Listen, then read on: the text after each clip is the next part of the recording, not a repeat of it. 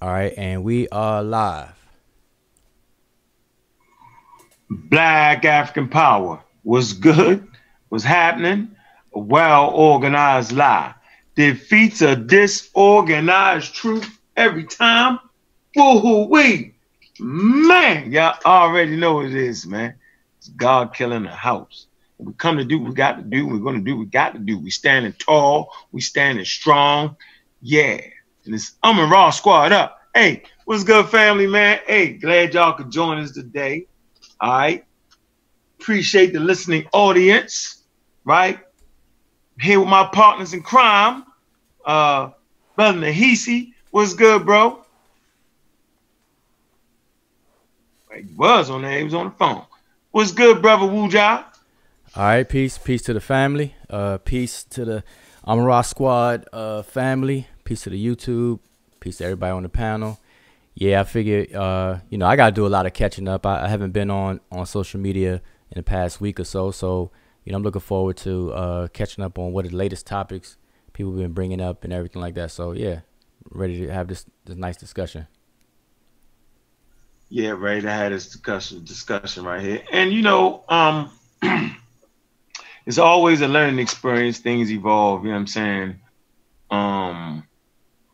And things transform over time. So we get better. And it just is what it is, man. We learning and we growing up right in front of y'all face. And it's good not to just be stuck. It's good to really, get a grasp on certain things and be able to give back to y'all the information. You know what I'm saying? That's important. And so we're going to deal with, some of the trending topics, just a little touch on it, just a little touch up on it a little bit.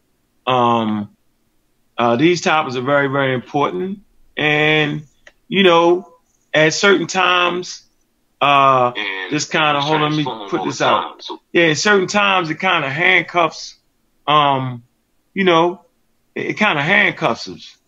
So, the community is really going backwards for those who don't want to push up forward. And, we're just going to leave them behind, man. So we kind of understanding that you got the Aboriginal argument, which, really not even an argument. I think the conversation is you have to really have a grasp on DNA.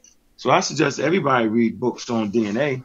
I got a couple books on DNA, just so I could get a little grasp of the subject matter. Get a book, a real simple book like DNA for Dummies or something like that, or for idiots. Yeah, get that. That'll help you out. If you don't want to read something that's kind of heavy, I'm trying to find a couple of books, man. As usual, I got to scavenge through the library. It's somewhere around here. Damn, I need to stop doing that, boy. Putting books everywhere. I'll find it. It'll come to me where it's at. But yeah, man, this is what I'm really tired of. I'm just tired of people who, this is most of the community now. They haven't even read on the subject, but ready to debate you on the subject. So like I was talking to you earlier, Wu John, I was saying that, man, look,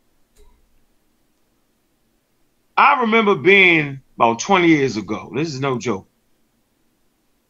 And this is based off me just making an observation on, I was on the Dagger Squad. Shout out to the Dagger Squad. Sister Mo, Sister Cheryl, and of course, our brother Garfield. And I remember what's good, Greg, Black African Power, man. I was thinking, well, when Brother San Cheetos came on, right? And he was trying to show a picture. Now, he wanted to show you the picture of, think Gab and Nut, you know what I'm saying? And talking about, just because Miles, he wanted to show that picture. And maybe we could pull that picture up. And he came on there like he really had something. I remember them days. What's up, David? Black African Power. And he actually showing the picture, right? And he is describing what it is, what he think it is, right? But we know that's a good old-fashioned look of shit. We have raised our game to the level now where we got whole translating teams. Shout out to the Shawshoot, Monty Meta Netcher. Shout out. You know what I'm saying? We're whole translating teams now. So now we realize it ain't about looking at the picture. You know what I'm saying? They say a picture is worth 1,000 words. until you mess with the Nile Valley, because the Nile Valley got a picture and the words are underneath of it. You know what I'm saying? So why would a person have a picture and then words? Obviously, the words are describing what's in the picture. You know, that's how serious our ancestors was. And so for brother San Cheetos to actually, you know, go to Google, which is cool, pull up a Google picture and talk about how this was that and this other, that just shows his ignorance, right, on the subject matter. And that, what's up, King of the Craft? That's my man. Yeah, we putting together that video, bro. We're going to do that. Appreciate you, King of the Craft. Real Black Atheist in the building. Appreciate your support and your loyal, unwavering support there, Brother Kenya. You know what I'm saying? Man, make sure y'all support Brother Kenya, a YouTube channel. I think it's called Kenya the Craft, right? Serious videos. In case y'all didn't know, he put them banging videos up, right, with a message to him. But by San Cheetos putting up the quote-unquote picture and ignoring the words, it just showed, like I said, his ignorance of where we have grown. So I was telling you earlier, Wuja, that I'm glad, man, that you put together the Shashu Mani Metanetra translating team, right? Because, man, you know, for a long time, this community didn't have nobody reading glyphs like this, man. And they wasn't easy accessible. What's going on, Sean? Where you at? Gotta give you the link, man, to get you up in here too. Make sure Sean get the link, Wuja. All right, I'll make sure he get it. And matter of fact, a little later, when you're ready, we could give the link out, and we can invite everybody to the party. We can have up to 100 people. Yeah, everybody can come to the party. Yeah, and if y'all just watch for your phone, y'all can actually, there's a call-in number too for any questions, taking on all challenges on this, right? And so I'm simply saying, like back in the days of General Contractor and them, right? We used to look at the picture and act like we knew the hell we was talking about, but we really didn't. And I'm glad that I was fortunate enough to get around a group of brothers, you know what I'm saying, and sisters like, no, that's not what the level is. So when you talk about the Dr. Benz, the Chancellor Williams, this is the level. The Sheikh Anthony Diops, Theophile Banger, that's the level, right, of having an ability to understand said subject matter. And we fell away from that. And the niggas went pseudo, excuse my language, went pseudo on us. What is pseudo? Pseudo is those who refuse to deal with the real available information. They deal with the pseudo stuff. Like, for instance, you'll hear everybody talk about, quote unquote, white man this, white man that, and Raw Squad, y'all noted for using white man information. Okay. But yet, on the other hand, you got people that will use, I don't know what Nahisi at. We were talking about the other day. It's called alternative I'm right history. here, I'm right here. Okay. Okay, so you remember we were talking about alternative history. Am I correct? Yeah, that's correct. What's that? Tell the people that. Okay, alternative history is it's just pseudo history. You have alternative archaeology, alternative history, and what it is it's history that people make up. They create this history, and it's used basically for entertainment purposes.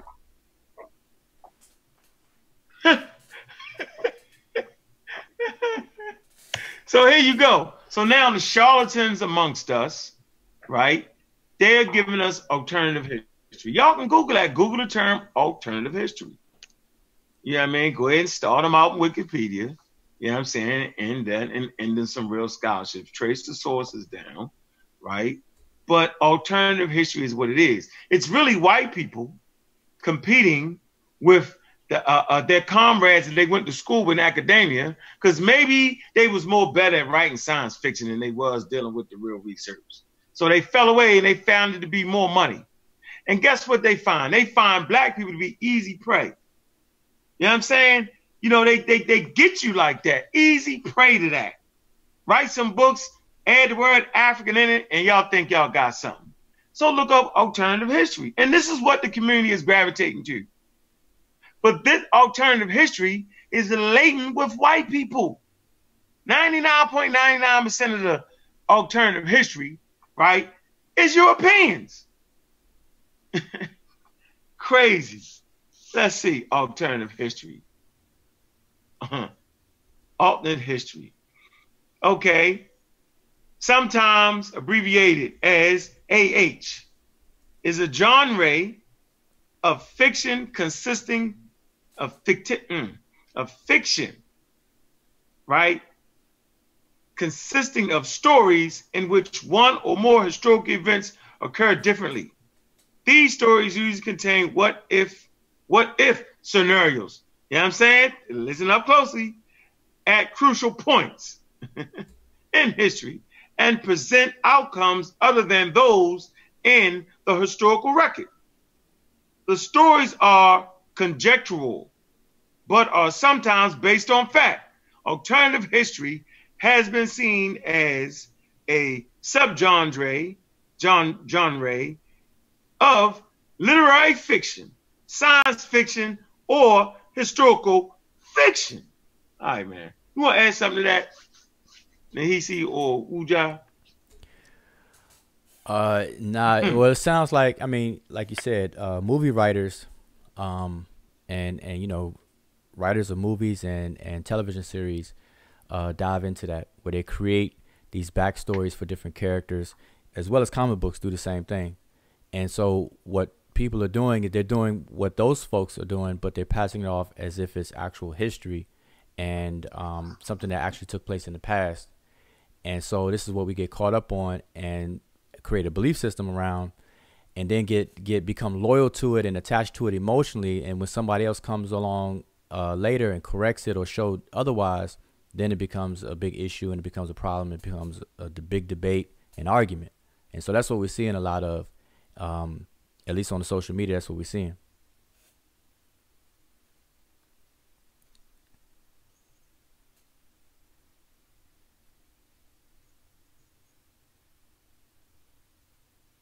Okay, we got a big dead silence. Y'all still there?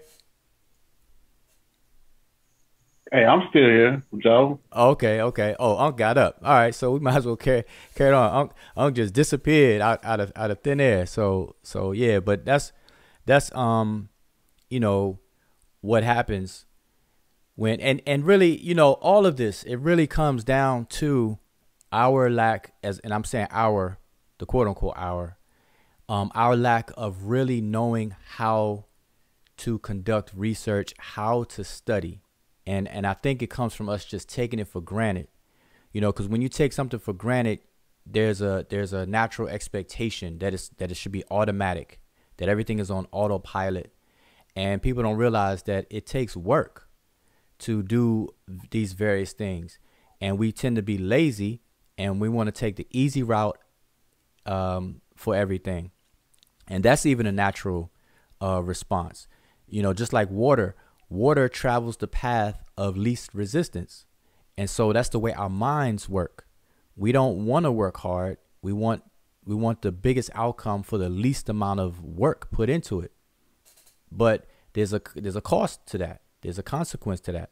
And if we get complacent in doing that, then we're missing out on the fruits of putting in hard labor. And so as time goes on and we get used to doing this, especially if a whole generation goes by, now we're dealing with a lot of people that are of age, that are getting on YouTube, that are having a voice now because of the technology. Because YouTube is something that we were speaking about earlier also, that we could compare academia with the music industry. So YouTube and Blog Talk and all these different platforms have made it easy for any and everybody to have a voice. You know, social media, period, it's made it real easy for anybody to have a voice. Just like in the music industry, a lot of the different instruments and the equipment that we used to have, we don't have to have it anymore. Now we could buy a piece of software that does the same thing that an entire band would do, that you need a musicians and instruments, the actual instruments to do. Now we could just buy a piece of software, get a MIDI keyboard, hook it up, and we're good. Get a microphone, put together a track on you know, an inexpensive mixer, record it on your computer, upload it to YouTube, and now you are an instant rapper, an instant singer or whatever. And you bypassed all the other things that come along with that. Well, the same thing is happening in scholarship and academia. academic issues. People are bypassing all of the work that should go into it, and they're skipping, and they're just coming out and becoming these self-styled teachers or lecturers, etc., and gaining followers. And now everybody is everybody's a teacher now. And so we have, lost the quality and the accuracy of information, just like we lost the quality of music. But this lack of quality of music and scholarship, over time, it becomes the norm. And then when it becomes the norm, now you don't know better.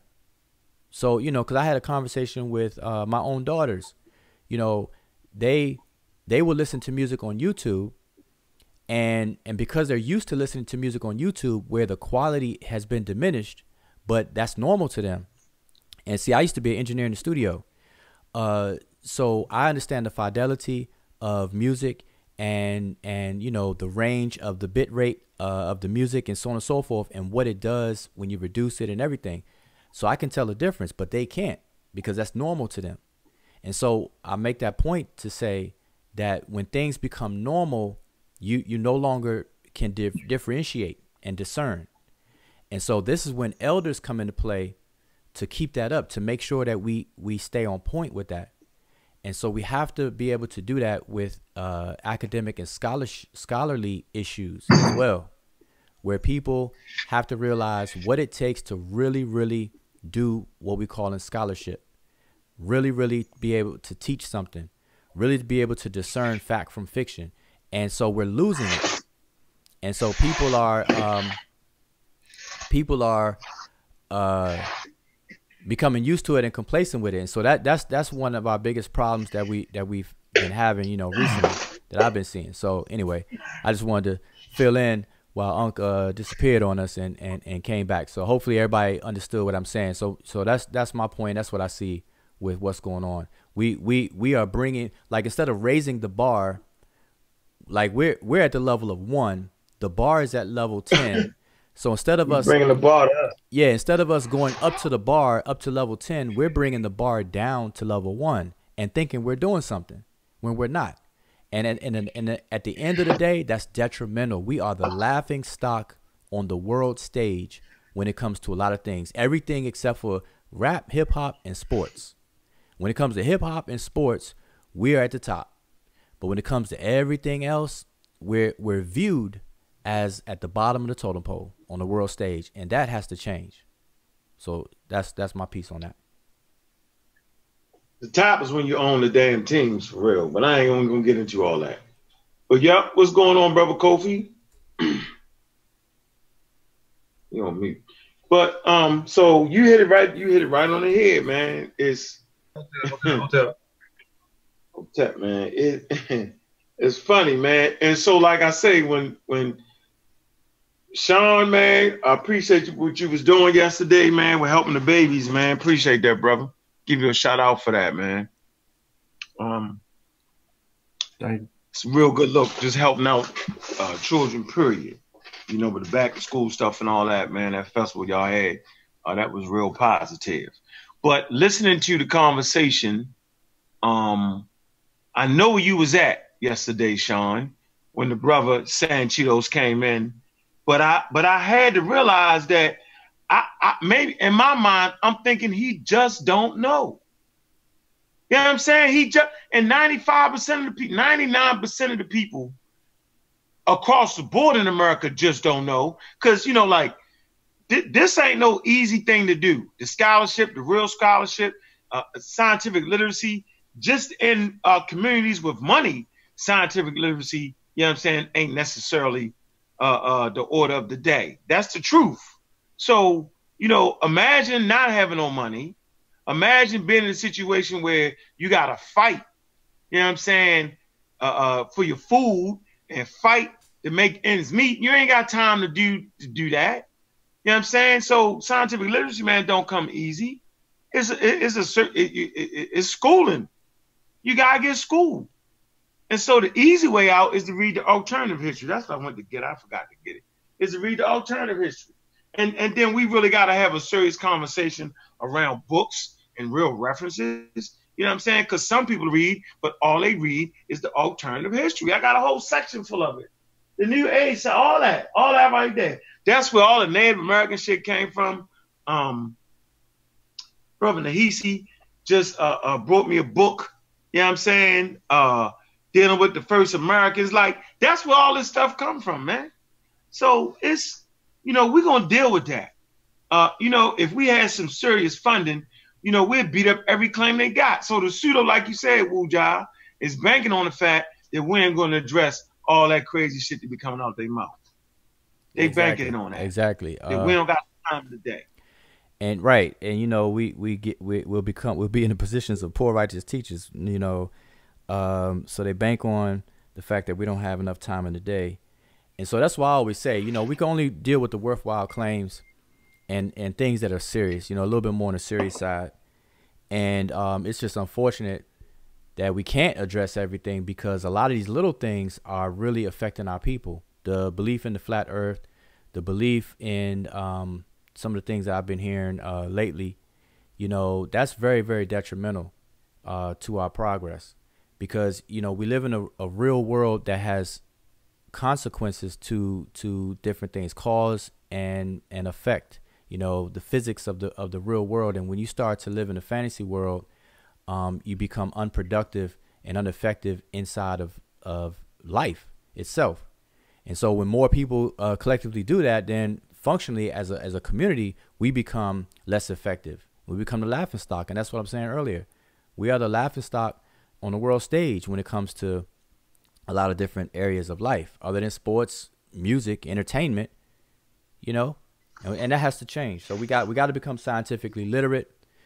And I guess first things first, though, we have to, some people, like, for example, I'm going to give you an example.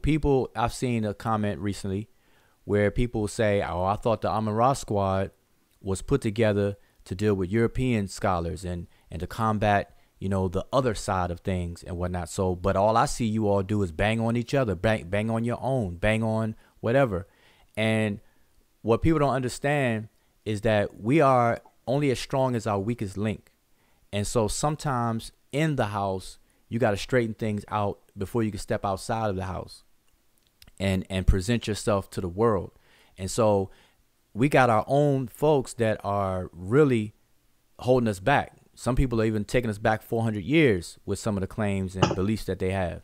So there is a moment where we do have to address our own and sharpen each other up.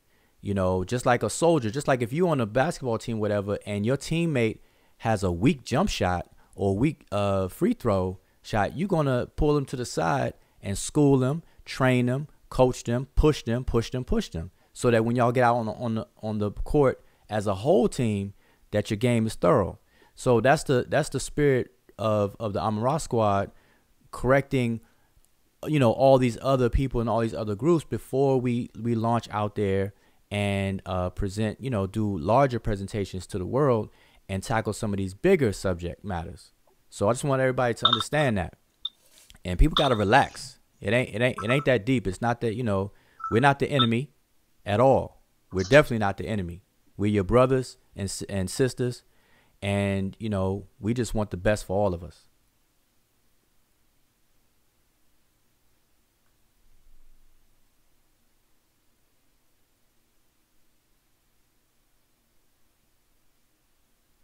All right, there go another silence thing. So, hey, I'm MC Ironlord now. I could carry the conversation. No, I'm silent. Listen, I'm going to get Brother Reggie want to come through. Listen. All right, cool. Last thing you just said. Let's get this straight. When we attack the pseudos in our community, we are attacking white information. Do y'all not agree? Oh, that's a good point. And that's something that people I agree, that's true. Definitely. And people don't. Yeah. Stop using white people information. Like, it's simple. Like, that's the thing that has. You know what? I ain't gonna get loud, Sean. I'm gonna let you be the loud one, Sean. I ain't gonna do it no more. I'm gonna let you do it, Sean. I ain't doing no more. Listen, man. Trust me. Khan Calloway, Ali Muhammad, Sanchitos, right? And Stolamine are all using ignorant, disingenuous, dishonest white people information. And y'all saying I ain't supposed to attack that? I'm not attacking the people. I'm attacking the information they're using, and they're using unstudied white people information used to confuse you completely. This is what's really going on, y'all. I can prove it. You know what I'm saying? Y'all can say what y'all want. Y'all can holler and scream. Amara Squad, only man. No, we beating up the black people to use the white people information. Stop bringing that into our house. How about that? Stop bringing the dirty laundry and garbage into our house that we building. You know what I'm saying? Plain and simple. So at the end of the day, man, that's really a straw man argument on whether the point is the information right or incorrect. It just took me a while to really get a grasp on what a straw man argument was. You know, Wu Jia and them, Shashi Mike, they used to say it all the time. Straw man argument. What the fuck? Excuse me. What in the hell is really meant by that? So like this, if I make a good point with references and sources, and you say it ain't right because a white man wrote it, that's a straw man argument. Is the information right? It don't matter who wrote it. Is it right? After critique. Yeah. So the information that, go ahead. No, I was just gonna say, for those people who wondering, you know, I always suggest people to study logical fallacies. And if you Google logical fallacies, you'll come away with some websites that will just list them and break them down and explain them to you. And probably the most violated one is the straw man logical fallacy. And basically what it is if, let's say, Unc makes an argument that then I would be committing a logical fallacy if I then mischaracterize his argument in my own way, and say things that he didn't claim, and then I argue against my mischaracterization of his argument. So in essence, I'm arguing against myself, against things that Unc really didn't say, the way that I'm characterizing it. And so that's what a straw man argument is basically the mischaracterization of what someone claims or what someone states. And so this is what goes on a lot in the social community. Then you have another logical fallacy that's violated a lot, which would be red herrings, where you'll talk about one thing, and this is nicknamed apples and oranges. So you'll talk about one thing, another person will bring up something else, and then it's like it'll divert the conversation. Then they'll argue. And see, the reason why people do that one mostly is because they're incompetent in the real topic. So they'll try to swerve and curve your topic into an arena that they do know something about. And so this comes from a place of insecurity on the part of people, where instead of them just sitting back and learning, their ego won't allow them to just learn. They will try to curve the conversation into an area of information that they are familiar with. So just so they can have a say so and feel important. And so that's done quite often in the our social communities. So those are the two, and there's a couple of others, but Google logical fallacies, study them, and then try your best not to commit them, not to violate those. That's something that I learned as a amateur debater in college. We had to study it and memorize them. We had to show examples of them. We had to show how to avoid them and how to respond when they are committed against us. So these are things that, you know, you can learn. Hotep. This brother, Hush Your Mouth, also known as Antoine Germain on Facebook. But yeah, whenever I'm faced with a straw man, I always go back and I ask the people or the person, where did I state that at? Or where did I say that at? Whenever I'm faced with a red herring, I always tell them, stay focused on the topic.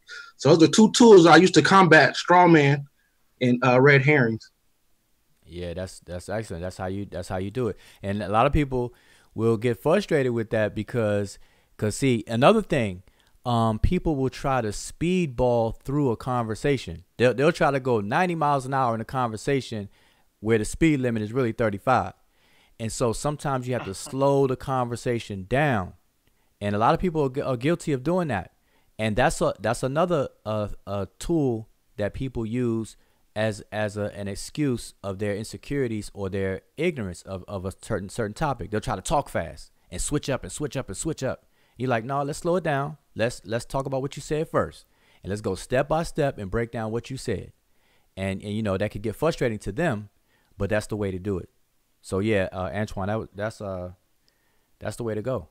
You know, slow it down. Hey, Wu-Dog, do me a favor. Send that link to the Raw Squad email so I can send it to Reggie. Okay. So yeah, I'll do that while y'all talking.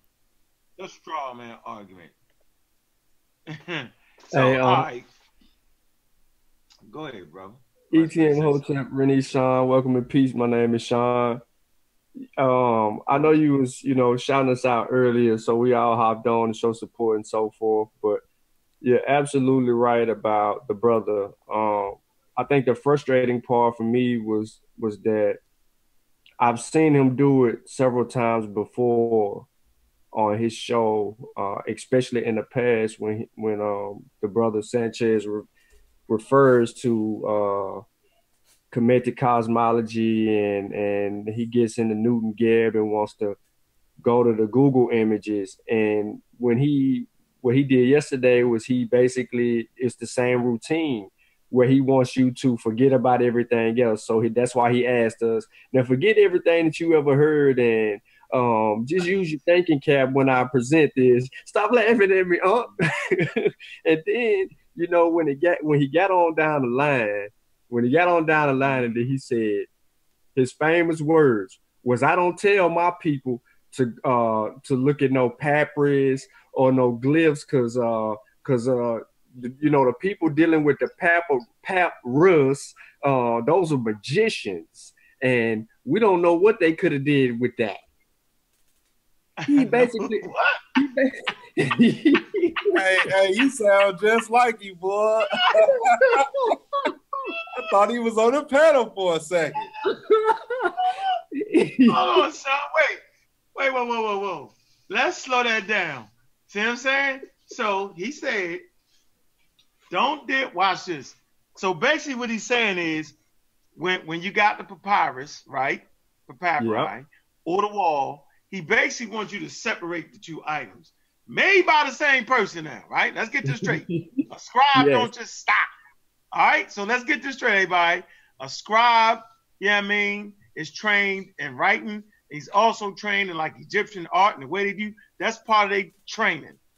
All right? Yes. That's part of their training. So he's telling you don't listen to the magicians, right? Because they writing, but look at this. But it's the same people that wrote that, that was part of making the picture. Like, he don't even realize that, man. Like, that's crazy to me. Sean, it was funny though. He's crazy. Like, so like the meta nature ain't a common sense type of thing. Like, you know what I'm saying? You either know it or you don't. You even know how to read the glyphs or you don't. Well, it's not common sense. I can look at that. It's common sense. Say, come on, man. So he presented. Did he present something? Did he present pulled up Google? Huh? He pulled up Google Images. He did the Google thing. And he typed in Newton Geb, and it wasn't nothing but just blank, empty pictures of Newton Geb, like artistic pictures of just Newton Geb. So, and he said, now I want everybody to follow me. Forget about what you heard. Forget about all the other stuff and just hear me out. He went on a soliloquy. It was frustrating. I'm sorry. I couldn't take it. He didn't talk about the Tekken, keeping track of time with the sunshot on sundown and stuff. We didn't get that far. Unfortunately.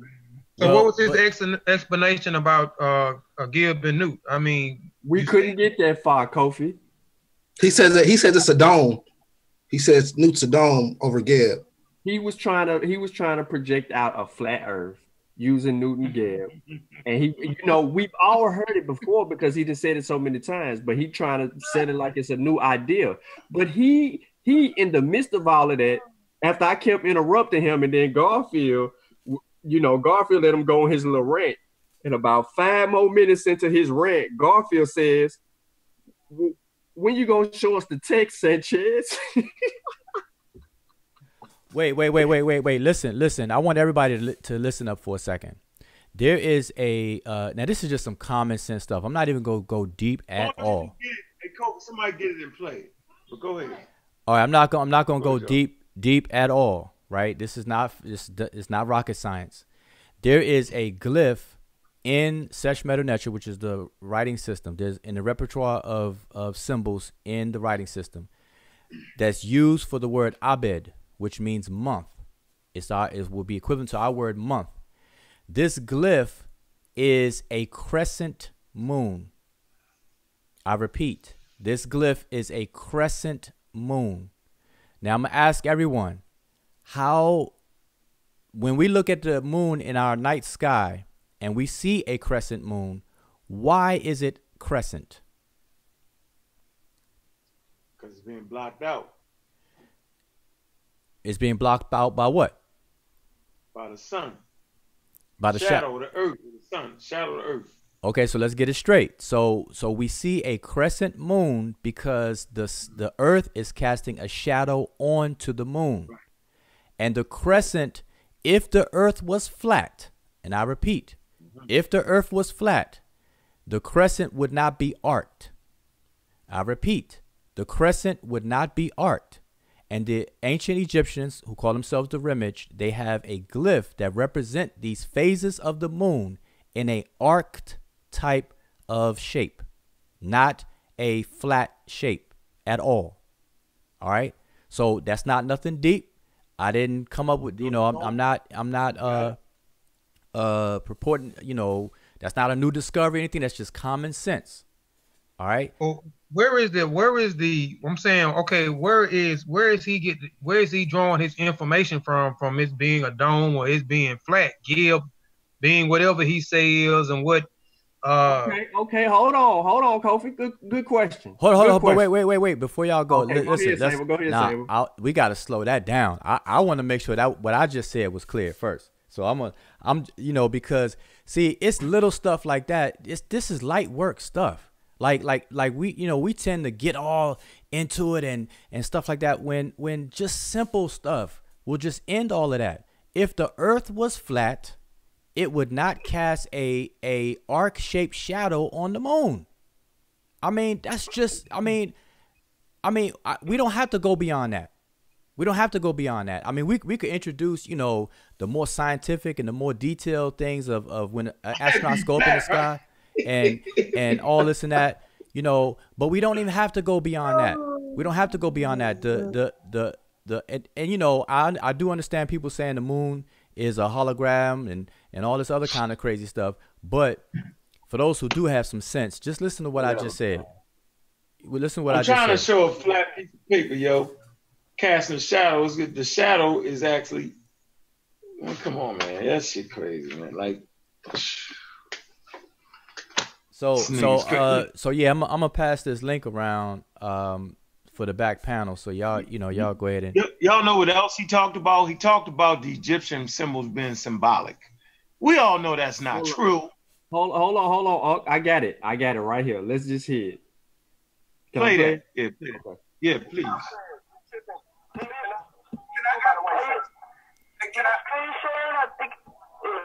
Wait, Sean, do me a favor and send me the link where that timestamp is, so I'll play it and it'll be clear.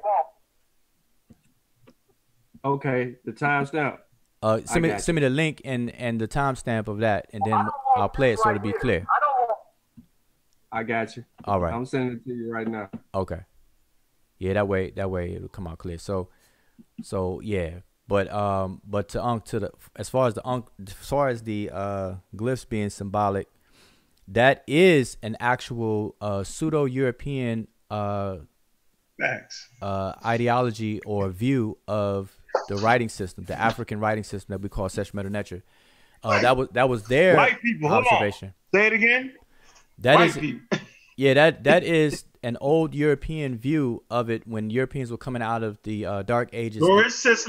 And into their Renaissance, when they were going through their Renaissance, and they were coming up with these discoveries, and they were exploring different ideas, they had the view of the glyphs as being purely symbolic and containing secrets of the universe and so on and so forth. That was them. And so anybody that repeats that, That's Dor. say it again. I said Doris Sisless, the Greek historian. He was one of them. Am I correct? Yeah, it's a whole line of them that leads from there all the way up to Madame Blavatsky and the Occult Theosophical Society, and all those people that come out of that pseudo branch of that particular study and view. Neoplatonius, the Neoplatonius, those that follow Plato, Neoplatonius, was saying the glyphs was symbolic, contain all the human wisdom. Let me see. What else? Harpalo. Harpalo, exactly. You had quite a few. It's a whole chain of them. Sent it, Sable. Did you send me that so I can send Reggie that though? Yeah, I put it inside the chat. If you could just copy and paste it. It's in the chat right in here where we are. So it's right on the side. Oh, all right. Just copy. Yeah, hey, copy and paste it. Yeah, you see that right there, Reggie? You can come in right there. You can grab it right out the chat. The link. No, I'm talking about the chat in the back. I put it in the back, not on in the YouTube. I know, but I can't copy and paste it. That's why I needed it straight to the daggone email, yo. Make it easier. All right, so say copy and paste. I know you can copy and paste it, but if you want me to do it, I'll do it. I'll copy and paste it into the email.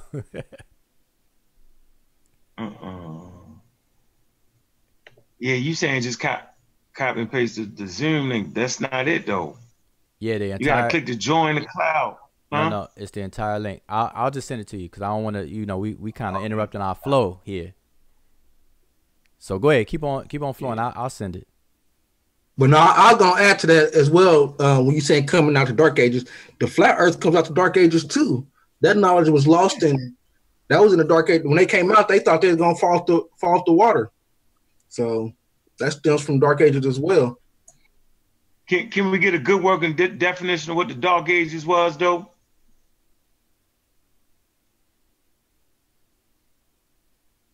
What y'all calling the Dark Ages? I would call it Dark Ages where it wasn't a lot of writing. It was dark because they wasn't writing it. They actually, you couldn't figure out what the history was because it was, they wasn't writing. You wanna we can, well, I don't know if you want to use it, but we can use this wiki, Dark Ages. Yeah, what did it say? The Dark Ages is a historical periodization traditionally referring to the Middle Ages that asserts that a demographic, cultural, and economic deterioration occurred. Basically, it's referencing Western Europe following the decline of Roman Empire. The term employs traditional light versus darkness imagery to contrast the era's darkness, lack of records, with earlier and later periods of light, abundance of records. The concept of dark, okay. There you go. Yeah. What I was lack of records. Go ahead. What I was referring to is the Renaissance. So if you look up the Renaissance, the last Renaissance that the European communities went through is what I'm referring to, because out of that leads up into the race of the French and the British trying to decipher the hieroglyphs, which leads up to Champollion versus Thomas Young, and that fight or race in order to recover the secrets of Egypt. Because what happens is when they performed their Renaissance and everything, they were starting to study, the elite among them was starting to study Roman and Greek literature, and they realized that the Greeks gave a lot of praise to the ancient Egyptians. And so then they said, well, let's go to ancient Egypt ourselves and try to figure this thing out. So that's when you got the war, Napoleon, and all that stuff taking place in the late 1700s and so on and so forth, in the early 1800s. So that's what I'm talking about. From the Renaissance leading up to that period, that created two branches. One branch was a pseudo-scientific branch, and the other branch was a more scientific branch. The scientific branch became known as Egyptology. They created an entire discipline around it, and the pseudo-scientific branch became your occult systems that leads up to the Theosophical Society and all these other groups that have a similar characteristic.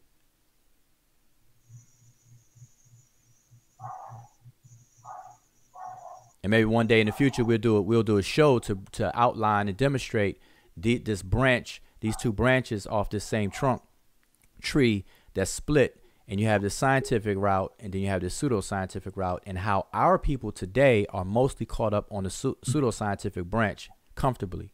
And so this is what we have to change. Fact. Comfortably. So they chosen the wrong side. They chose the disingenuous. Oh man, come on, man. So okay, so I don't want to hear that no more. Please don't tell me that. Where the people? Where y'all at? Where they at? We right here. Sable, I sent you the video. All right, I'm about to play it. So Unc, I sent the link. So brother Reggie could come on in, and maybe later on I'll just make the link public so anybody can come on in. You know. So but I'm gonna get to that link that you sent, Sean, so we can play it.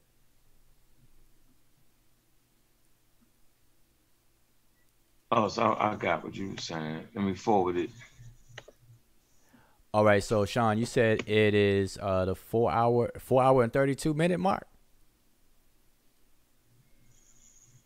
To you, Sable. Y'all were on for 4 hours and nah, it was longer than that. That's every Sunday they hear. All right, so I'm gonna play it from where I have it. So you all listen in. I'm gonna play it. Y'all tell me where to stop. I see his picture. I probably go before that, right? Let me just play it from here. All right, 4:29. Nah, just right there. Trust me. Okay. Hey Sean, what you apologizing for, man? You ain't got to apologize for that shit at all. All right, so here we go. Thank you, because I'm having to yell over that. So basically, we looking at an arch and a plane. Now, Earth is not a planet. The word planet was never plural. The word planet was a word that turned into a plural word after they changed the cosmology. When the Ptolemies went to Egypt, they balled it up and turned it into a globe. Let me show you how this works. The word planet is the word plane and net. Gael represent the plane and Nut represent the net. The word Nut is net. She's an arch. So when women get pregnant, we say they're pregnant or pregnant. Nat is Nut, which means the arch. Preg means spark. So when you say pregnant, you're saying you're sparking the arch, meaning the sperm has penetrated the egg, and now we can see the arch coming from the belly. Simple stuff. The ancients spoke in science, but they didn't speak with, you know, all these words like calculus and figurines and fullerenes. They didn't do that shit. They deified their concepts, and when they did that, they can even teach them to children. So wait, can I stop it there, or do I need to keep going? Hold on, plan. He ain't done. He's not done. Okay, man, but that's a lot. Yeah, but hold on. That's a lot right there. That's a lot to talk about. Just I mean, I could have stopped it before and addressed some of the things. No. Net. Plan net. That man cannot be serious. I'm serious. No. He cannot be serious, man. He is. Hold on. Watch this. He is. I used to say television.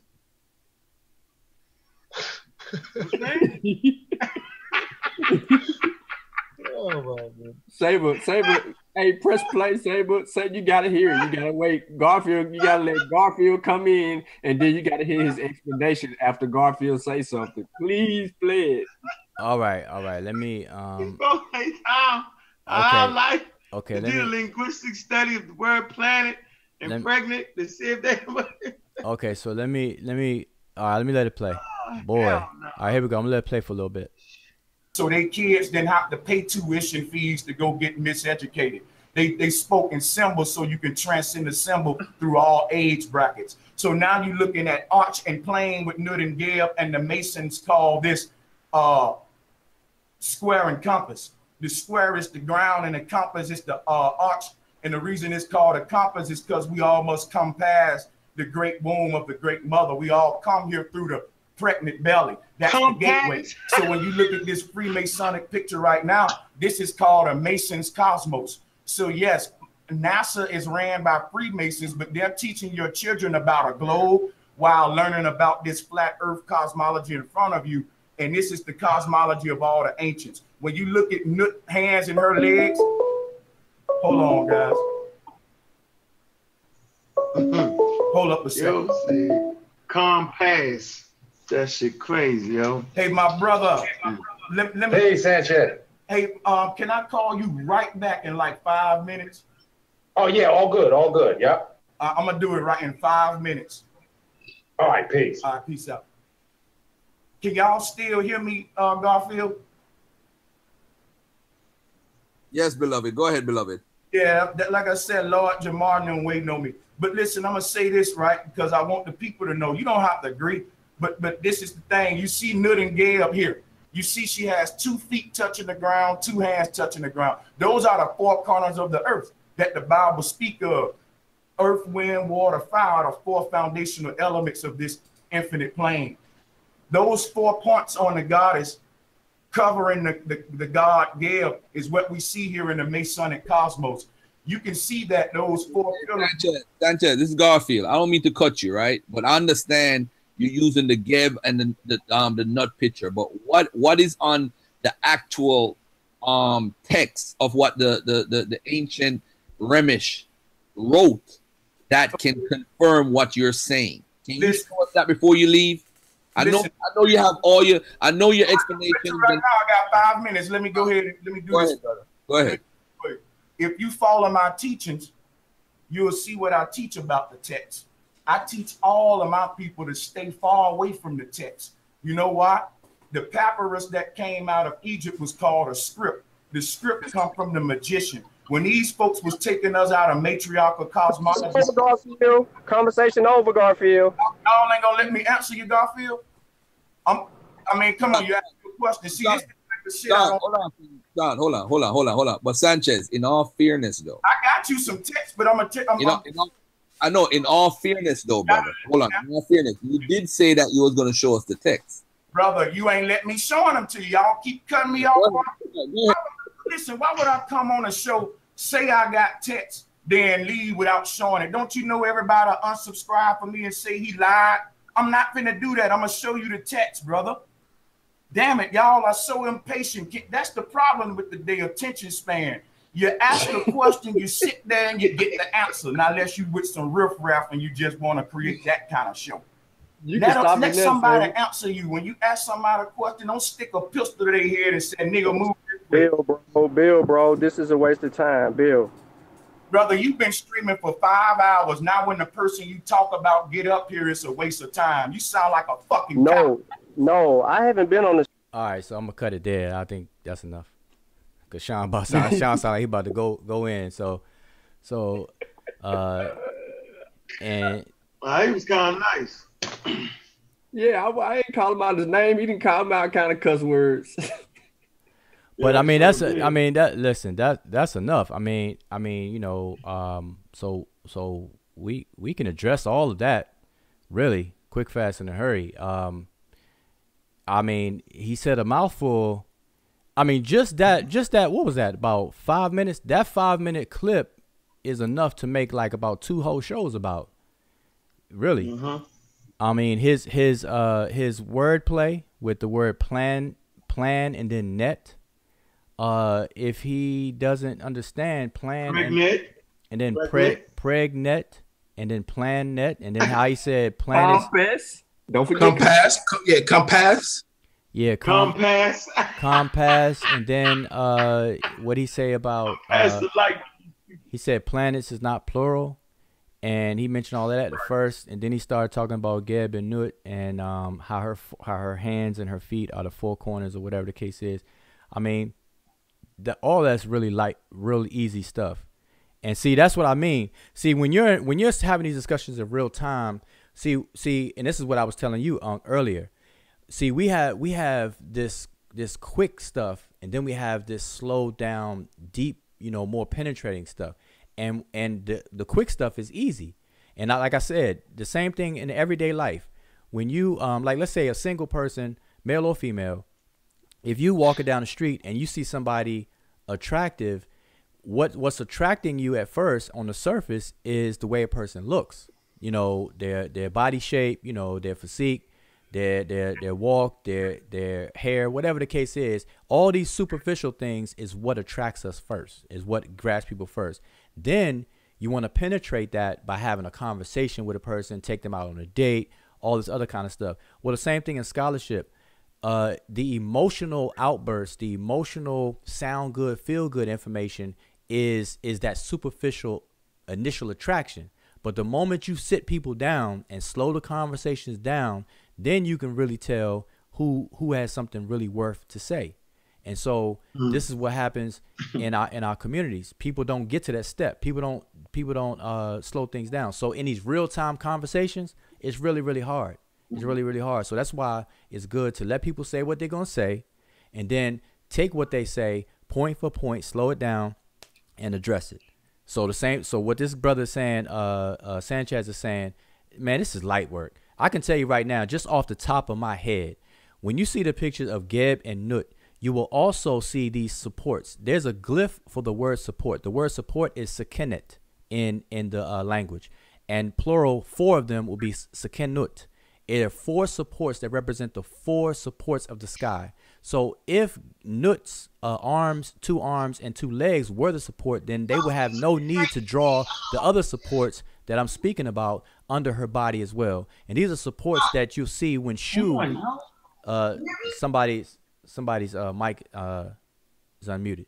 So what I was saying was, when you see a depiction of Nut and you see Shu in between Geb and Nut, alongside of Shu, you will see these 4 glyphs in most depictions.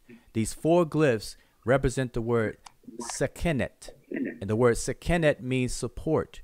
They are 4 in number, and they are 4 supports that hold up the sky, figuratively. So if Nut's arms serve that purpose, there will be no need to draw these extra glyphs as support. See, and it takes somebody who knows the language, who deals with this stuff. Can we see that? Well, I'm saying I'm just telling you from the dome, but let me pull up a picture and I'll show you while y'all talking. I'll show that. But I just want everybody to understand and get that what I'm saying, that this stuff is easy, you know. But in real time, it's probably hard to even get that out when the brother's talking and everybody's all, you know, heated and going back and forth, whatever the case is. So, but anyway, I just want people to understand that. I just can't get past the part where he say he don't teach his people to look at the pepperide, forget the pepperide. That's like me. It's like me writing my life story, and I publish my life story. But you tell them, somebody trying to tell you, I mean, he telling my life story, but he hadn't even read my book. He telling you to forget about the person who write the book. Don't worry about that. Don't worry about the person who write the book. Listen to what I got to say. That's crazy. Don't listen to what the release said. Listen to what I got to say. That's crazy. That sound like Kofi. That sound a little cultish, man. That sound like a cult. Yeah. Sound like a picture book. That's crazy. Picture book. But look, let me say this, man, because when it got up to the point that he went to Google Images and I knew what he was doing, I was like, I don't want that. I kept on saying, go to the text. They can speak for themselves. And he didn't want to hear no part of it. And Unc was trying to like, Sean, he don't understand what you're saying. He don't get what you're saying at all. Unc kept saying it. He was like, Sean, chill out, bro. He don't know what you're talking about. I'm telling you, he don't. Primary. He thinking that's an election. Seriously. He thinking it's the damn election, you know, before the presidency when you said that, bro. Hey man, that's saying Cheetos, man. They not hey man. Come on, man. Y'all sometimes y'all forget that y'all been drinking for the level for a while now, man. And you know, we gotta realize that, yo. It's crazy. He said he thought it was the election. He thought it was elections, man. He ain't know it was actually a primary. I mean, the primary election. You know, like an original. Like, come on, man. Like, so it's a lot of learning that's got to take place.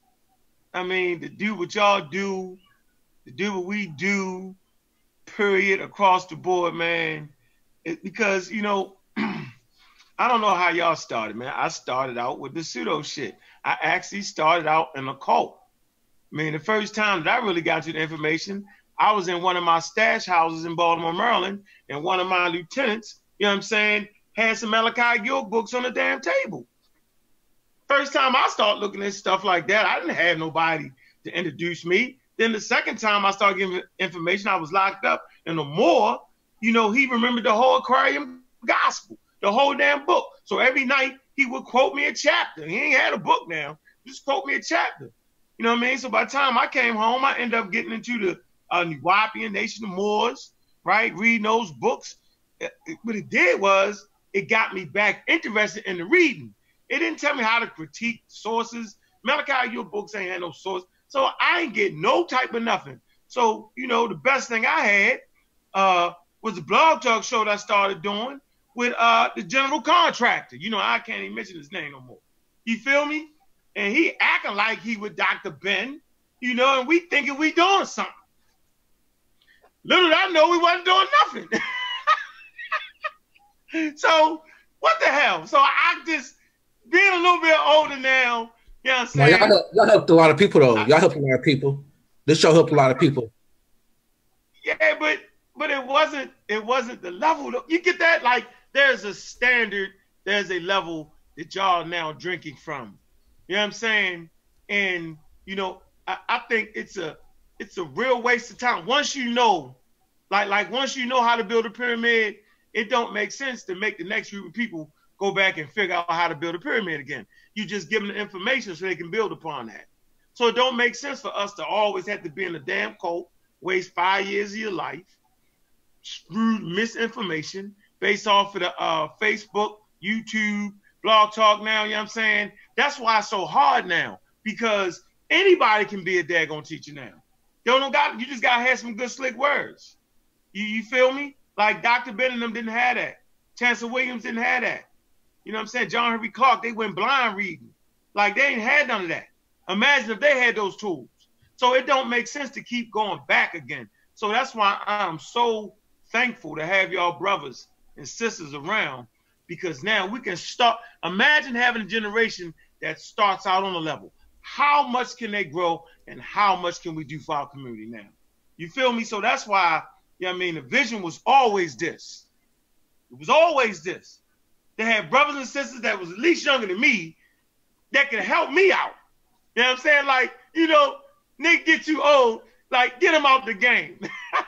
Some people need to be out the game at this point.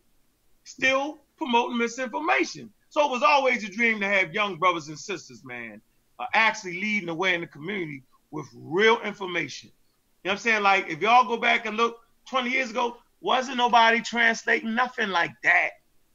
You feel me? Like, you couldn't sit down and watch a show where brothers go glyph for glyph. You know what I'm saying?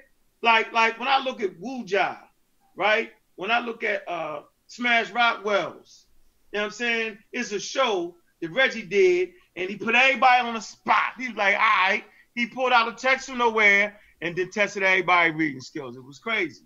Like, you wasn't seeing that nowhere.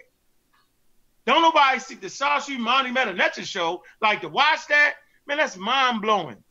So when that guy comes out with like a Tonka toy talking about he looking at an Egyptian thing, man, you got to laugh at it. Like, he don't know. If he was to sit in y'all class, you know what I mean, all the stuff that he be saying, he would change all of that. You feel me? So y'all wield the big power stick. You know what I'm saying? True. And like they said, I had to learn this. You know, he with the most power, you know what I'm saying? You know, you got to be the most humble. Because they don't, like, man, like, sometimes I be thinking and they really don't. Now, Ali Muhammad, that nigga know. He know better. He went to college. He know what the level is. He's using it just like Malachi York did. They're using it, you know what I'm saying, to misinform and take advantage of the people. Because they know the level is. You know what I'm saying? Trust me. Ali Muhammad know. That's why he'll copy and paste scientific articles and act like he ain't doing it. They know. Con Calloway, he know. That's why he copied and pasted scientific articles and try to act like that supported him, but then act like he don't do it. So, I mean, we got good eyes around here, man. So, hey, Sean, man, you're going to have yourself a heart attack. These crazy people, yo. Been through it, man. Hey, I don't know. Need to put that link in there, man. Get that link to everybody, man. You're right. They trying to get the bag. So that's what it's about. It's about money now. And I'm not saying there's nothing wrong with money, but don't manipulate us for your money. You know what I mean? I didn't sign up to manipulate people. And as soon as I realized that some of the things I was teaching was wrong, I got a group of people around me to help me out because I realized the shit was deep. I said, this is deep. This is too deep for one person to do. Can you hear me? Yeah, I can hear you. Go ahead, brother. All right. So, I think also the Brother Reggie. What's good, Brother Reggie? I didn't know that was you. Yeah, it's Brother Reggie. Hey, I want to give a shout out, peace to the Brother Reggie. Say Uncle Johnson Ebb, ETM Hotep, welcome to the panel. And Mike, the floor is all yours, Brother Reggie. There you go. Hotep, Brother Reggie. Well, Uncle Jay, and I'm happy to be here on a scholarly platform. I think I spent a lot of time on platforms that basically we try to get the information out, but the information is never covered properly and never debated properly because we go for the unusual and the fantastic and the stuff that sounds good, and that the real scholarship is boring and it is above people's training, and it becomes really frustrating. So when we're dealing with science and when we deal with issues like the flat earth or we're dealing with the aboriginals, what we're really dealing with is science. And you have to introduce science, you have to introduce the prevailing research on the matter before you even begin to talk. And a lot of these programs, people allow just to talk without introducing anything that's scientific. So if you want to talk about, for example, the flat earth, or why objects in space, and we are in space, the earth is in space, and DC says that often, just to let people know that the fact of the matter is then we have to look at the scientific principles that create spherical objects in space. And spiritual objects in space become round because of a gravitational pull on their center of gravity. And when someone begins this conversation on a flat earth, then you have to start talking about gravity, and you have to start talking about the center of gravity. And then you have to find out if these objects were in space long enough for it to be smoothed out with the properties of gravity. You will not find Sanchez or any of them introducing science. And I think that this harms our people. And again, science, you have to do a survey of the literature out there to even begin to understand what you're talking about. So, but if I'm on a platform and someone says something and they can articulate it better, or they come up with some pseudo formula, but they have not proven that they actually can solve that problem, that becomes a problem. That's why we need mathematicians like Dr. Maad, and we need meta-nature scholars like Ujao, right? And then first, the ancient Egyptians were not always right. They were not always right. And we have to look at science and even correct some of the materials that we get from ancient Kemet, because we know more now. My last point on this subject is that we are being de-evolved.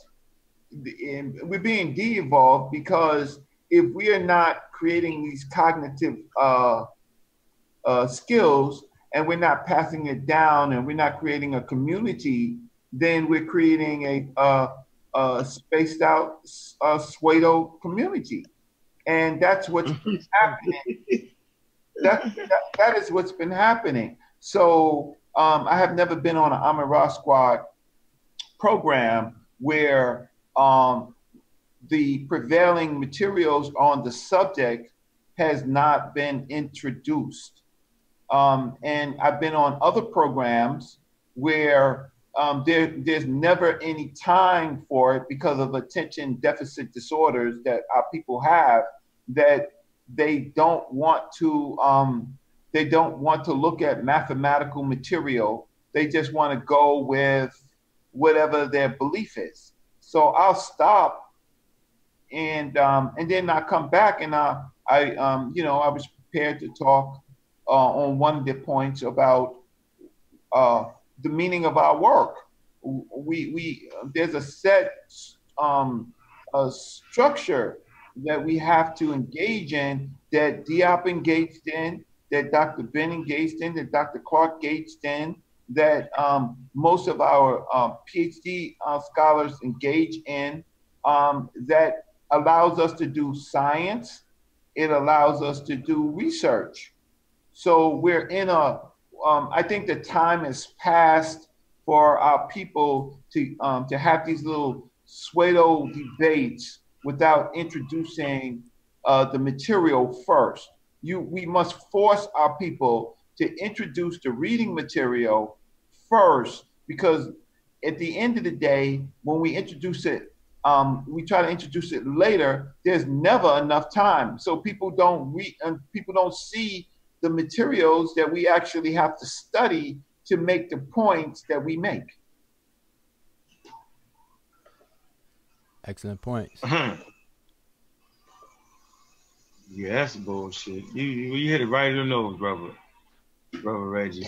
And I studied with I've studied in and around the greats, and to come up with a belief to Dr. Ben would be the end of your young ass career. And so you will never see any of those people who say they was with Dr. Ben in any recorded conversation with Dr. Ben. And if you did, Dr. Ben is doing all the answering. So I have been around for 30 years.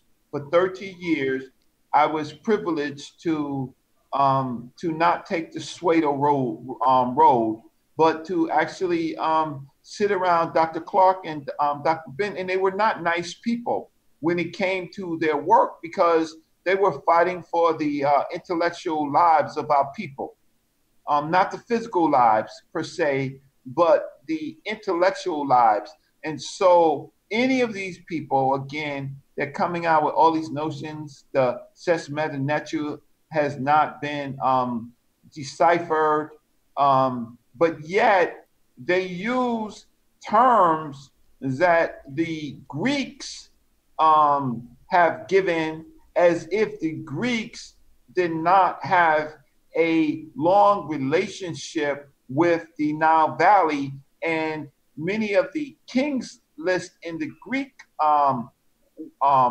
literature, right? We see those same kings. We see the same ones when we translate the Medu Neter. So I have to spend some more time hanging around with the Amin Ra Squad and others, and trying to, while I can, to help build up a scholarly group other than the work that I have been doing of just trying to get the information out. Kemet on Trial was a very important part of our work. And I went to get, at that time, the best Meta Neter scholar that I can get, which was Jonathan Owens, right? I didn't know Ujau at the time, but Ankh came, Assault came, Sanjeti came, and Jonathan Owens. And we won the day. We won the day because now the Hebrews had to, in fact, read the Medu Neter, or say that we could not read the Medu Neter.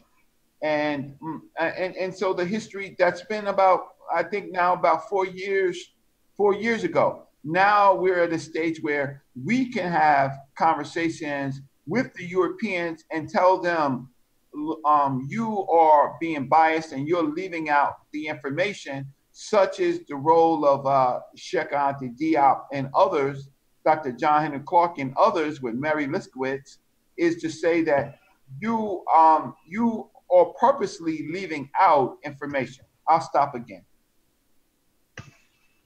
Yeah, that's some excellent points there.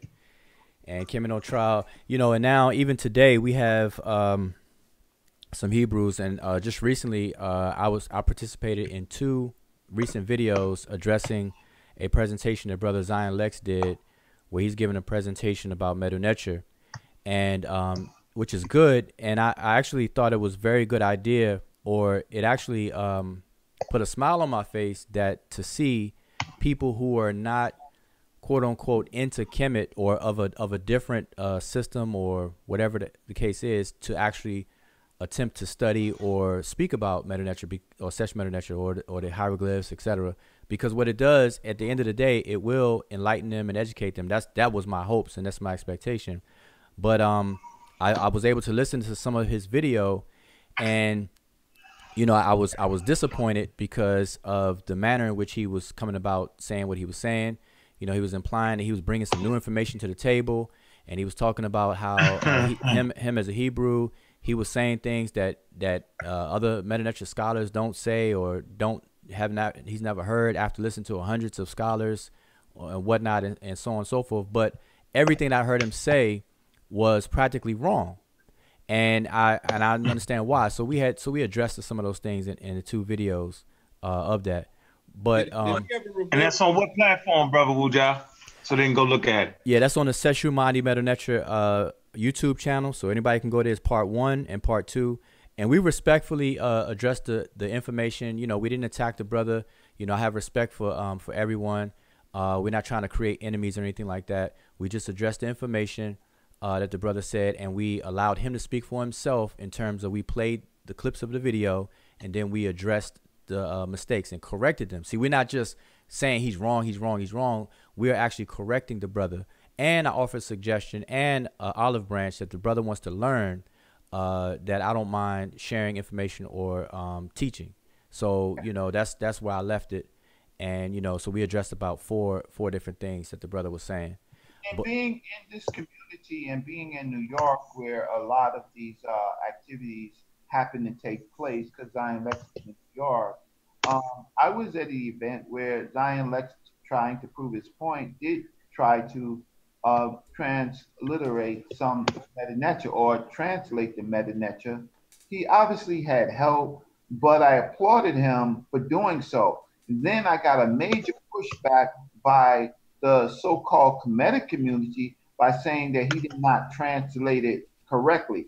I think what it was his point was wrong, but the his translation of the Medu Neter was just pretty much what it is. I mean, he made some mistakes. He used some terms from Wallace Budge that was incorrect, but a Medu Neter scholar or anybody who studied Medu Neter for a while would know that, okay, so he's using a term from Wallace Budge, like some of the Suedos that we have use things like Sutin. You call them Suedo?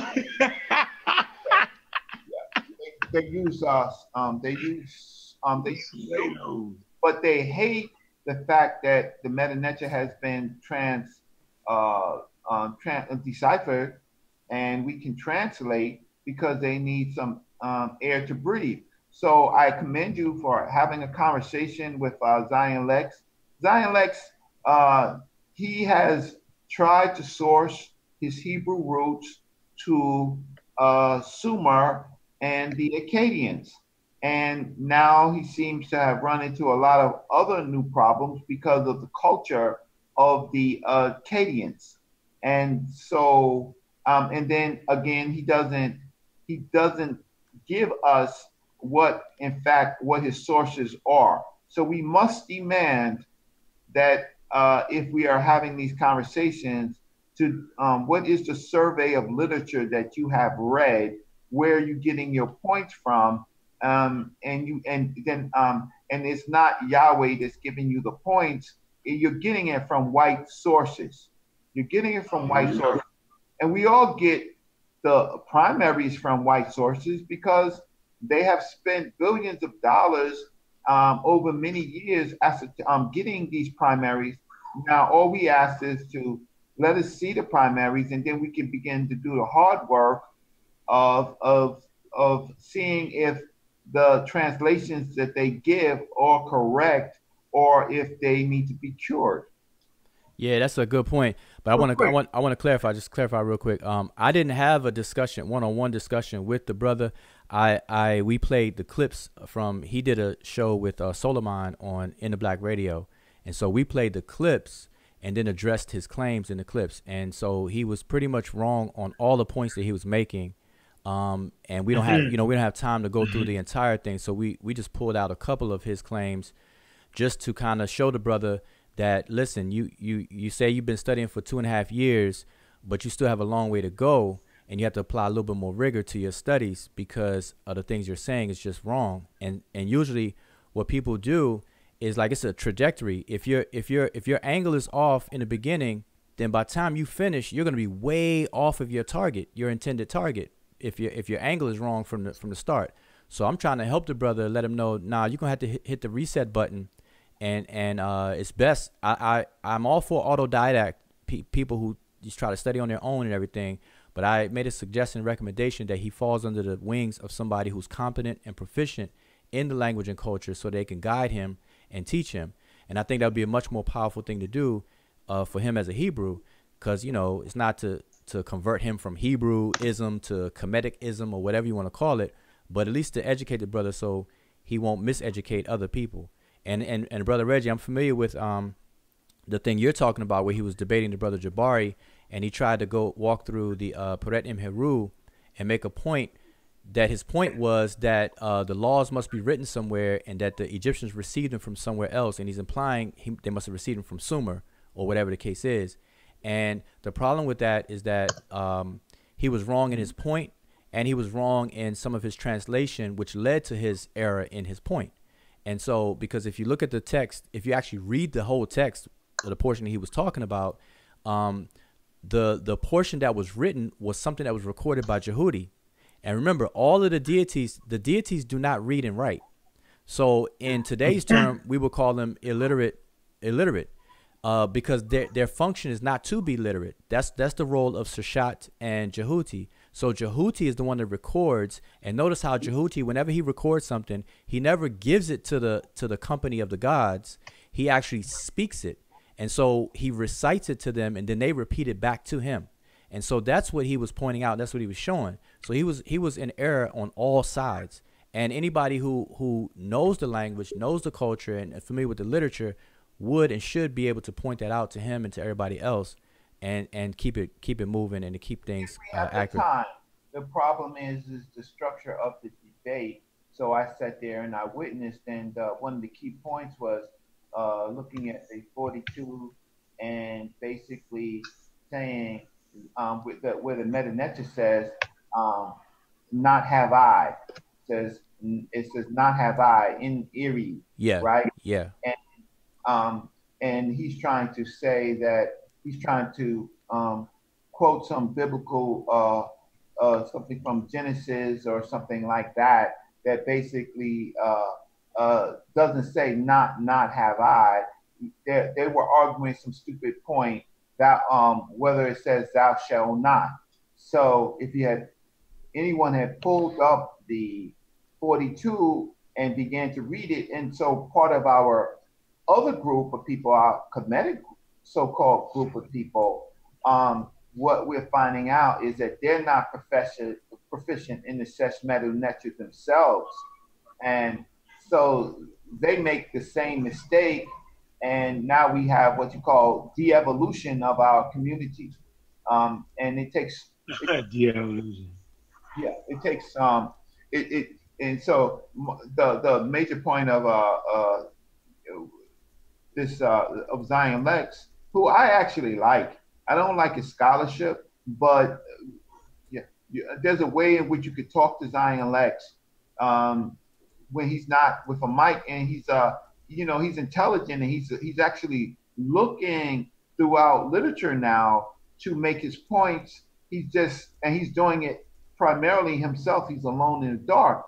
But our scholars, our Meta Netter, the people on the platforms with the Meta Netter, what they never do is really put up the Meta Netter and begin to actually read it, and so their points are faulty themselves, and so you haven't been trained by Dr. Richetti or Benga or any of the people underneath them. You are going to you're doing a disservice yourself because you refuse to read the Meta Netter or get some training in understanding how, in fact, to read it. So, Ujao, it's just always a pleasure because your skill set has excelled, and but it's the hard work of actually sourcing the text, putting it up there, and then also telling these Kemetic people who are largely 18th dynasty people.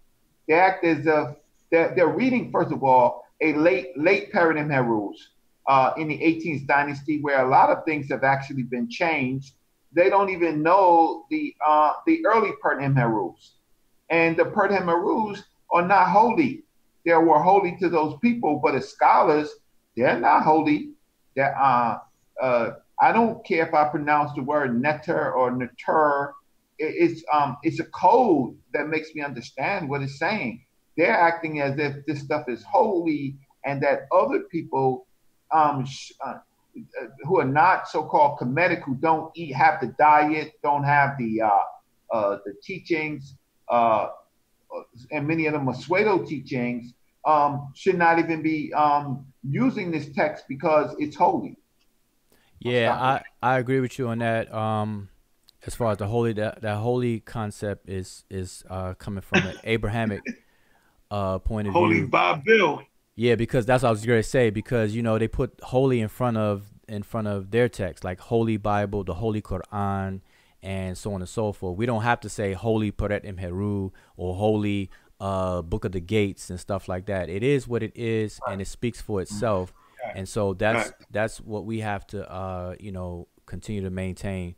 And it's not, see, people exaggerate. It's the Sesh Medu Neter is a writing system like any other writing system, with extra bells and whistles. It's a very ingenious way to invent a writing system, and the way it's done is different than English and the writing system we use today, but the function of it is the same as any other writing system, which is to visually represent speech. So it's not something that's rocket science or out of the ordinary or off this world, extraterrestrial, and this and that. It's a way to visually communicate, and so people have to just understand that. And the point is to use the writing system to get to the language in order to let the ancestors speak for themselves. That's the chain, and that's the procedure. In order to understand what the ancestors left behind, you got to be able to read it, because they're not going to speak to you directly because they're dead. So you have to read what they left behind, and then if you read it, you got to understand the writing system and how the writing system was mapped to the language. You have to understand the language, the culture, and so on and so forth. If people understand that, I think we'll all be good, Yeah, there wasn't no one specific book. I mean, I hear a lot of people talk about the Paradigm Heru, and reference the Paradigm Heru as the holy book. Like you said, there was many other books during the 17th and the 18th dynasty, the Book of Gates, the Book of Acre, the Book of the Heavenly Cow, and a plethora of other different books. So it wasn't no specific book, and those one even I wouldn't even consider those names: the Book of Acre, the Book of Gates, the Book of the Heavenly Cows. I mean, I think those were named by the Egyptologists that actually gave those names, but there was plethora of different texts besides the Paradigm Heru. So the Paradigm Heru wasn't a holy text, or those other books wasn't considered a holy text for the Ramej.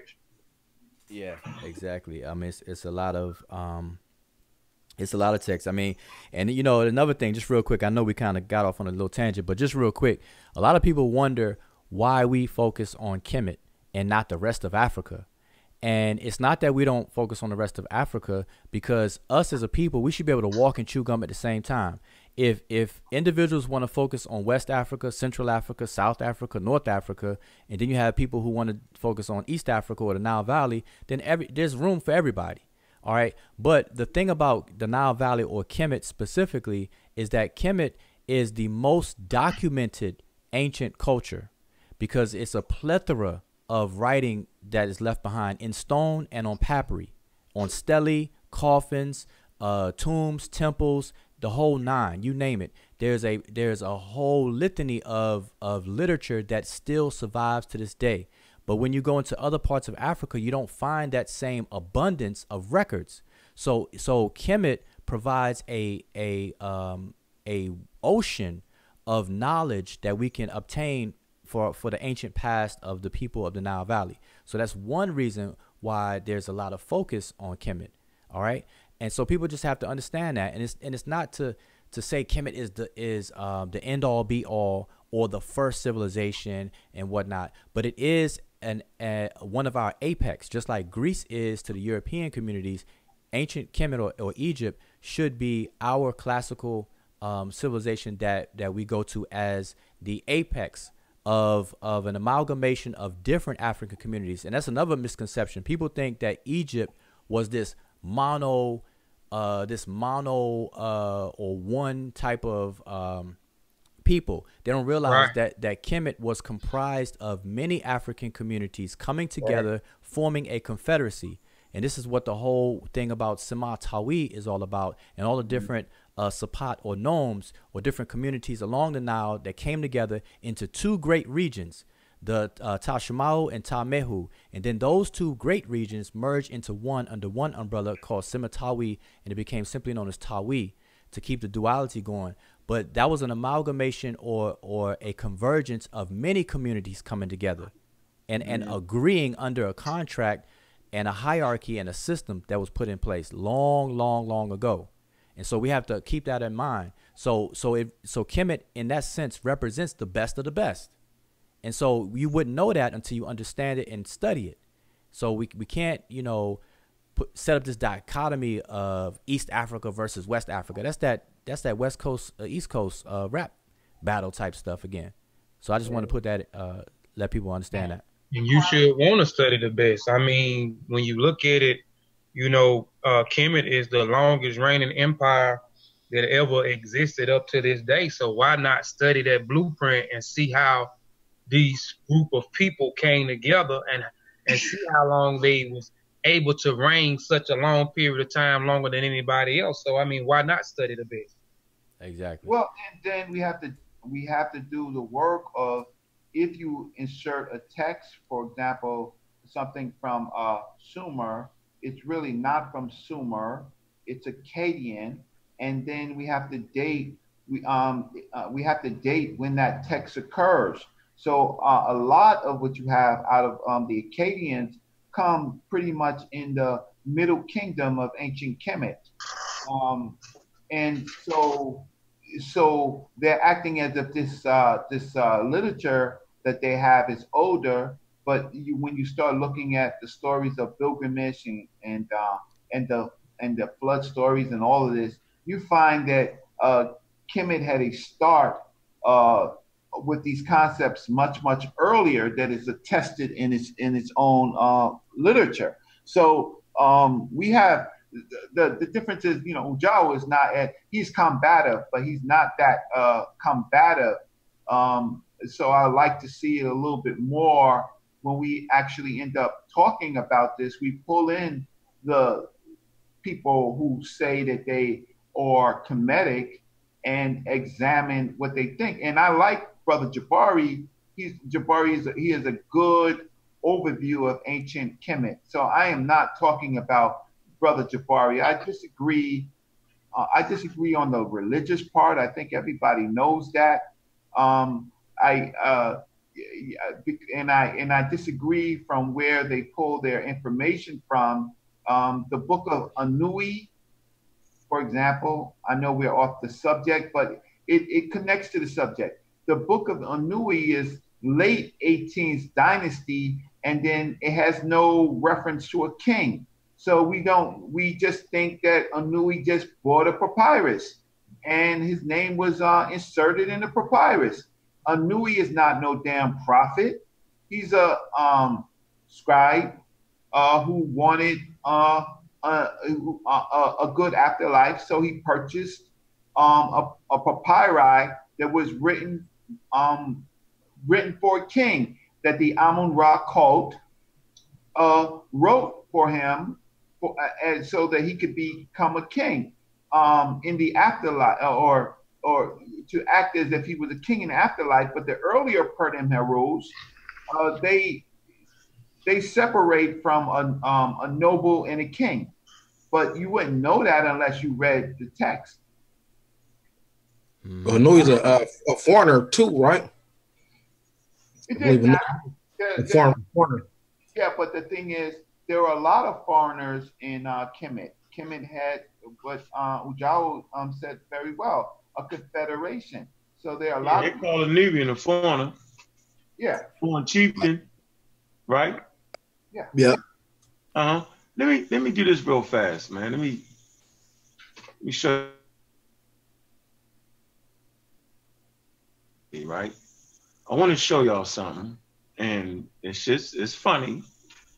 And this is the level of scholarship. Now this is the book right here that Brother Nahisi put me up on. And where you at, Nahisi? I think he wrote he's left out for a minute. All right, so here's a book that Ali Muhammad be using. Y'all see this, right? Yeah, we can see it. It's one of those alternative history books. All right, and I know he's using it. Brother Nahisi pointed out some things that's absolutely what Brother Muhammad's been saying. The lost colonies of ancient America. All right, come to the table of contents, right? Let me get this right now.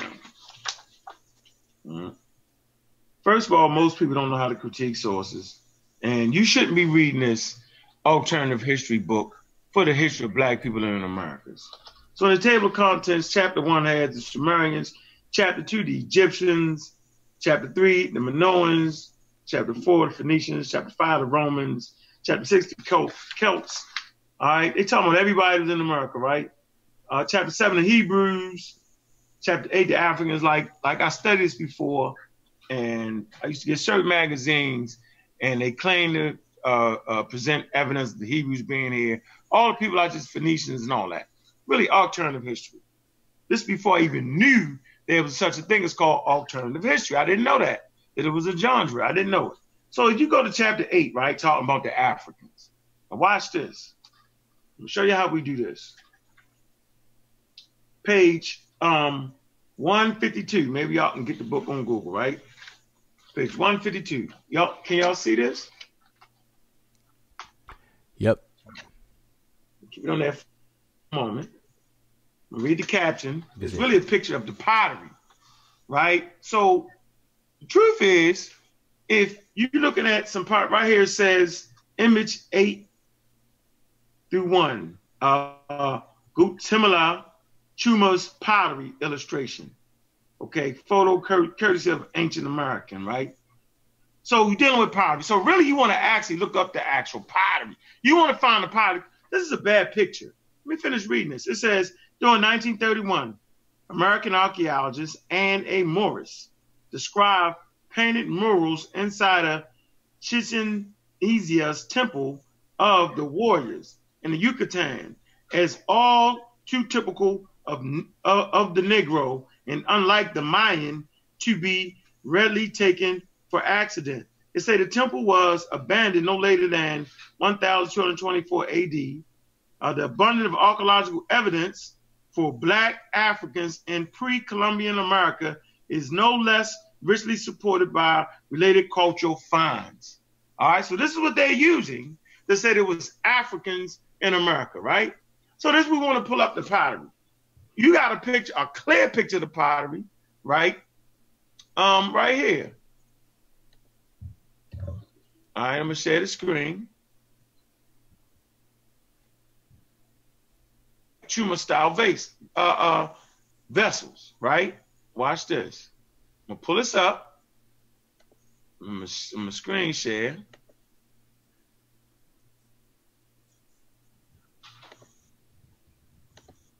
All right, y'all see that, right? There we go. So Y'all, everybody can see it, right? Yep, we can see it. So if you look closely, let me see if I can blow it up.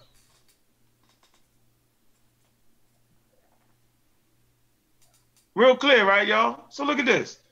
Y'all see all the Mayans, right? They're calling these, first of all, they called all of them Africans, right? But look close at these dark individuals.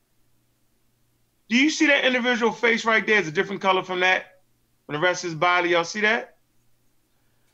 Yep. Can you also see the feet of these individuals? Different color, right? Yep, we can. So obviously, they're painted black.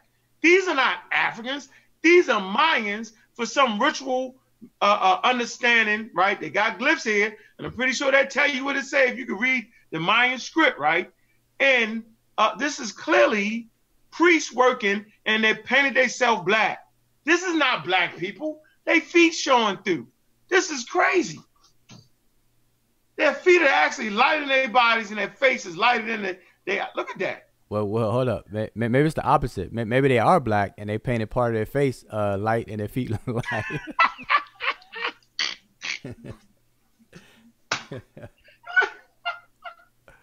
You know, that's a possibility. Oh no! Come on, man. Come on, man. Stop it. Anyway, the fact that anybody would take this picture to promote black Africans, right? Hands all at a different color. Look, hands, see their hands? All that different color, man. So I'm trying to show you, first of all, the Mayans would have never been pale-skinned people based off of their geographical region. We didn't went location, and at nausea, we didn't talk about the skin map, indigenous skin map, right? So they're at their right color, right? But being jet black, that would not be the case. Would never be that black. I got a question. Go ahead. Okay. I'm just throwing it out there, but if the so-called, as some of the claimants make, if the Rimage or the ancestors from West Africa had influence on the Mayans at this particular point in time, why are those little images in the background? Are those supposed to be like their system of hieroglyphs or some type of writing system to tell us what's going on in the picture? I'm pretty sure it is. I don't make a speculation. I just think human beings, period, man, when they show pictures, man, they want to write. When you literate, you're going to write about what's going on in the scene. Crazy, yo. But first of all, West Africans ain't going to be jet black. This would be past Sudanian black. You know what I'm saying? They had to go all the way to Sudan on the equator to find somebody that's black. But they're painted that color right there, man. You can clearly see it. That's the actual vase itself, right? Picture of the vase itself. And it clearly shows that these people, them two individuals in particular, are painted a certain color, right? And you would have to learn and study. You have to dove into the culture. So you got the Egyptians, right? They also paint themselves black too, different colors. Am I not right or wrong? You're correct. Yeah, that's painted themselves literally, or you mean depicting themselves in artwork? Because you have the rituals and things, but not depicting themselves. This is a ritual going on, and they depicting themselves as black. But these two individuals here seem to be priests. Well, right, you're right.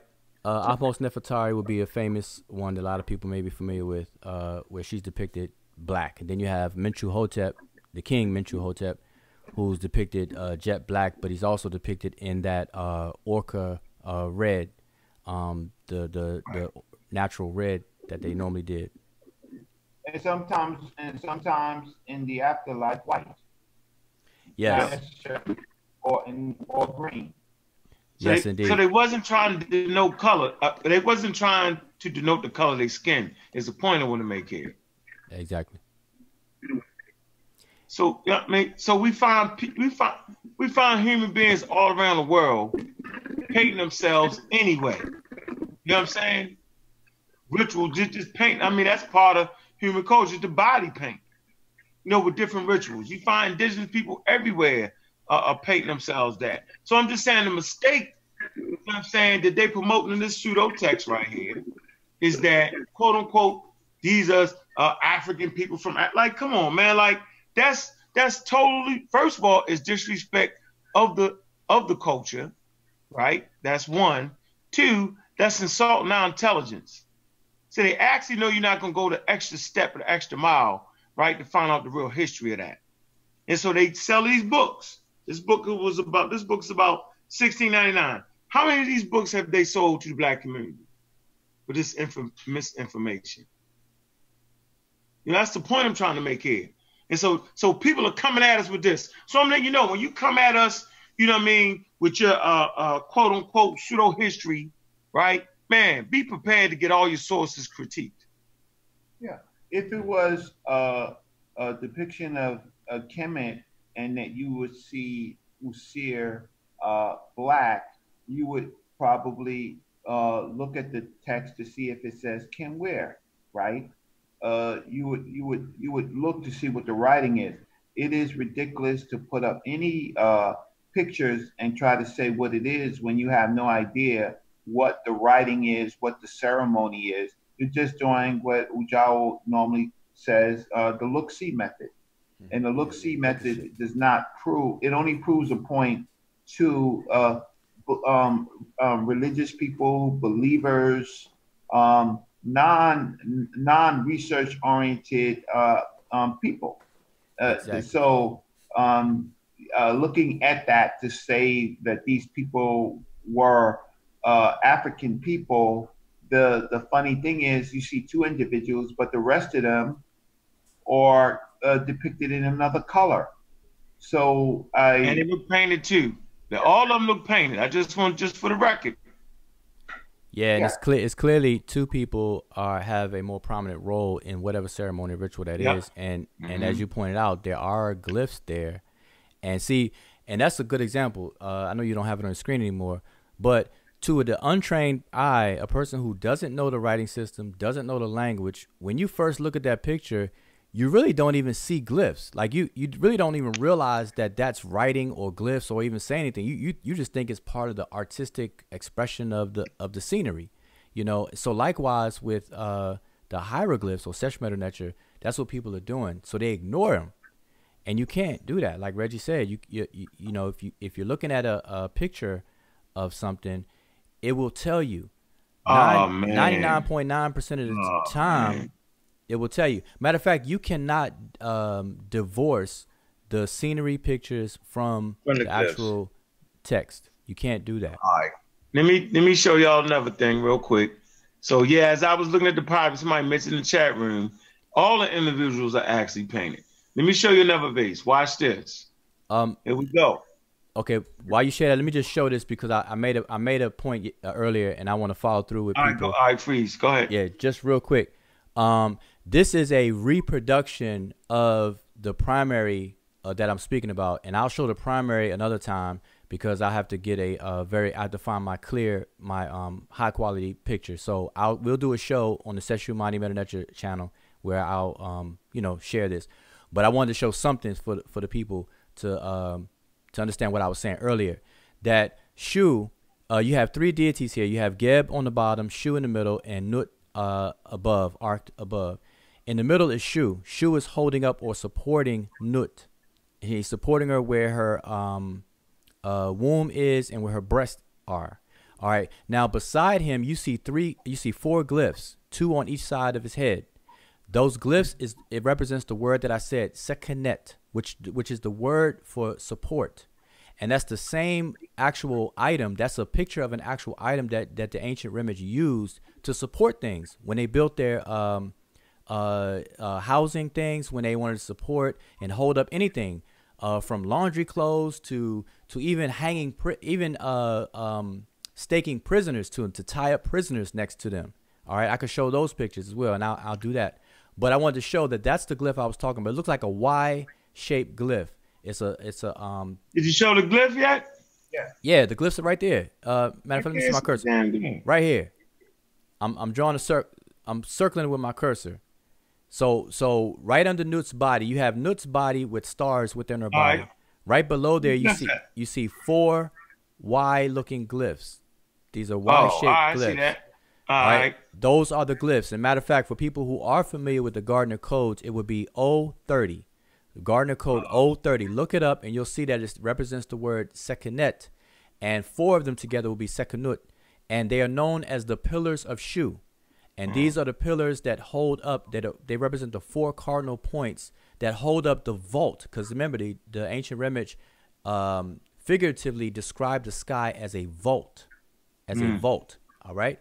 And these are the 4 pillars that hold up. And later on, you'll find that the 4 sons of Heru represent these same cardinal points or these same pillars. You have Kabesanov, Happy, Kabesanov,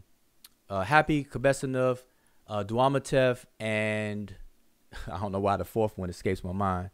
Mseti, right? Mseti, Kabesanov, Happy, and now I forgot the other one I just mentioned. But Kabesanov, Happy, Msuit, and Duat Matuf. Yeah, Duamatev, exactly. All right, so the 4 sons of Heru also become representations of these 4 cardinal points that hold up the vault of the sky. So I just want everybody to understand. But as far as the actual primary, I'll show it on a different show when I can. I have to just find my my higher quality picture of it. All right, so I didn't want to leave anybody hanging. So I'm sorry about that. You can go ahead. No, you're good. All right, did my screen shine again? Yeah, there you go. It's up. Look at the pottery. Let me blow it up. See that? So we see that the individual is painted on this particular pottery. See that? Yes. Yep. So okay. So like I talked about human beings, and this is a woman. I think that's the breast right there. I think she's holding a baby, right? See her hands, right? Yep. See her face, right? Mm-hmm. 2 different colors. So this is ritual. And we can, and we know the oldest such ritual of painting yourself with this like iron ochre goes back to Africa, maybe 160,000 years ago, at Pinnacle Point, where they were symbolically painting themselves. Ritual. So this is ritual right here. And so some pseudo can look at this and say, see, that's a black woman. When the truth of the matter is, it's ritual body paint. Oh, correct. So if you go to www.mayabase.com/com593, because one of the things that we are supposed to do is go and source it. What they say is about it, they say the interwoven mat designed on the arms and legs of the kneeling figure is a symbol of royalty and identifies him as a member of the elite, perhaps a ruler of a small polity, although he wears nothing to announce such an exalted position. Judging from the combination of a jaguar skin cape, elaborate jewelry, and fierce expression.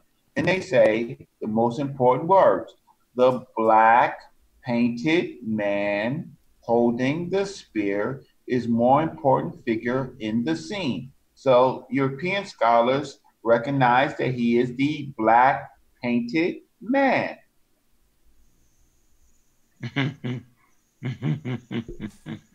All right, there you go.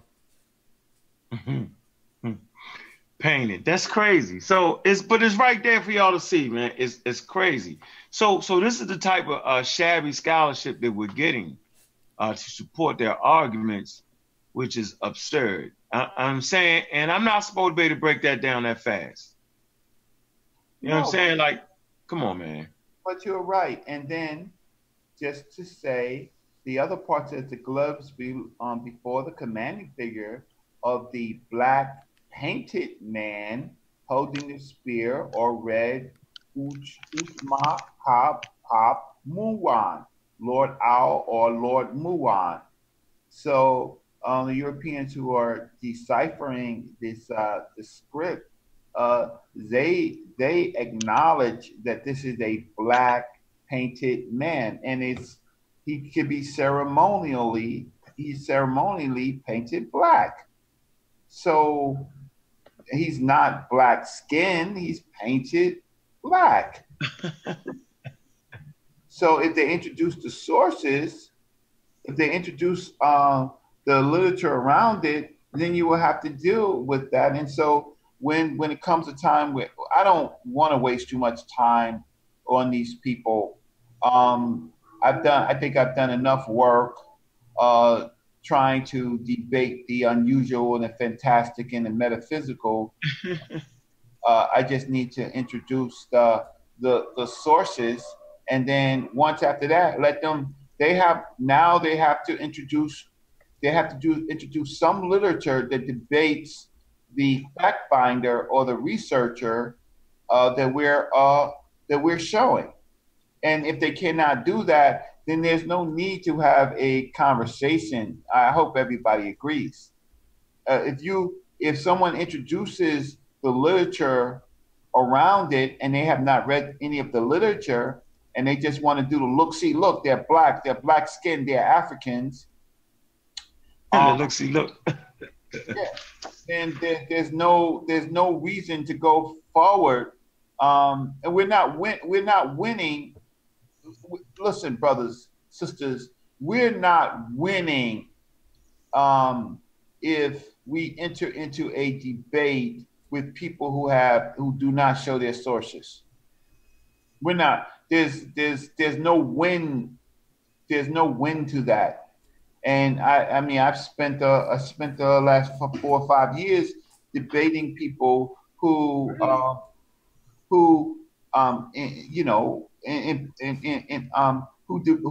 refuse to bring up the survey literature. Did you read what they wrote in the chat room? Dude, that's not paint. The Euros did the same thing in Egypt. They erased it. Right. But I just read Mayan.com/com593 .htm the description of the Maya vase. Send it to me, Reggie, through the email. Right now. Put it in the chat. You can put it in the chat right there. So listen, just to let people know in the chat, I previously did post the link to come in if you want your voice to be heard. You are welcome to join the discussion yourself.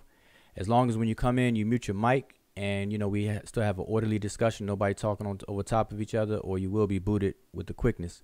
So I'm gonna see if I can post the link again, but I posted it already. So just want to let people know that link was for everybody. All right, we can get up to 100 people in here, and we have 100 people watching. So we can. And you can call too. You can call in too. You can call in or pop in. So either way, all right. So just want to make sure that's not. Can I ask y'all brothers this? Why are the noses broke off from the statues in Egypt? I'm gonna start. Let me. You go last, Reggie. Somebody.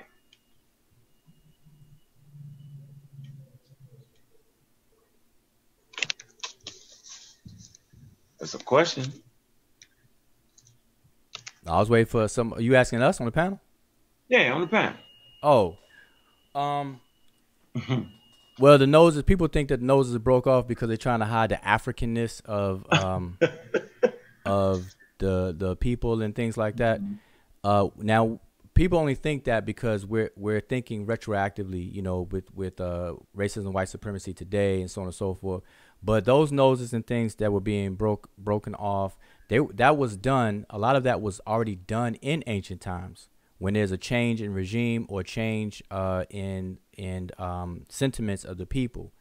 And the nose was broken off because of the aspect of life and remembrance of a person to live. Because if you notice that people are granted life, what we would call life after death, they would grant people life like Ra, and it would be forever and forever and ever, et cetera, et cetera.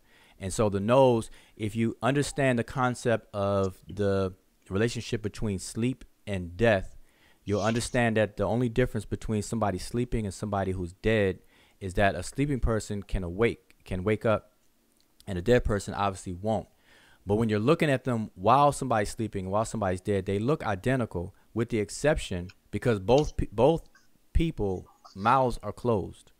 Usually people sleep with their mouths closed. Now, you know, people snore and have their mouth open, but in general, people sleep with their mouths closed. So the only thing that could sustain someone in order to allow them to wake up the next day when Ra rises as well is because something has to be coming into the body at some point, and that entry point was the nostrils. And so the breathing or the life-giving essence was always seen as entering the body through the nose or through the nostrils. So symbolically and figuratively, in death, they chopped off the nose to cut off that life force of the individual.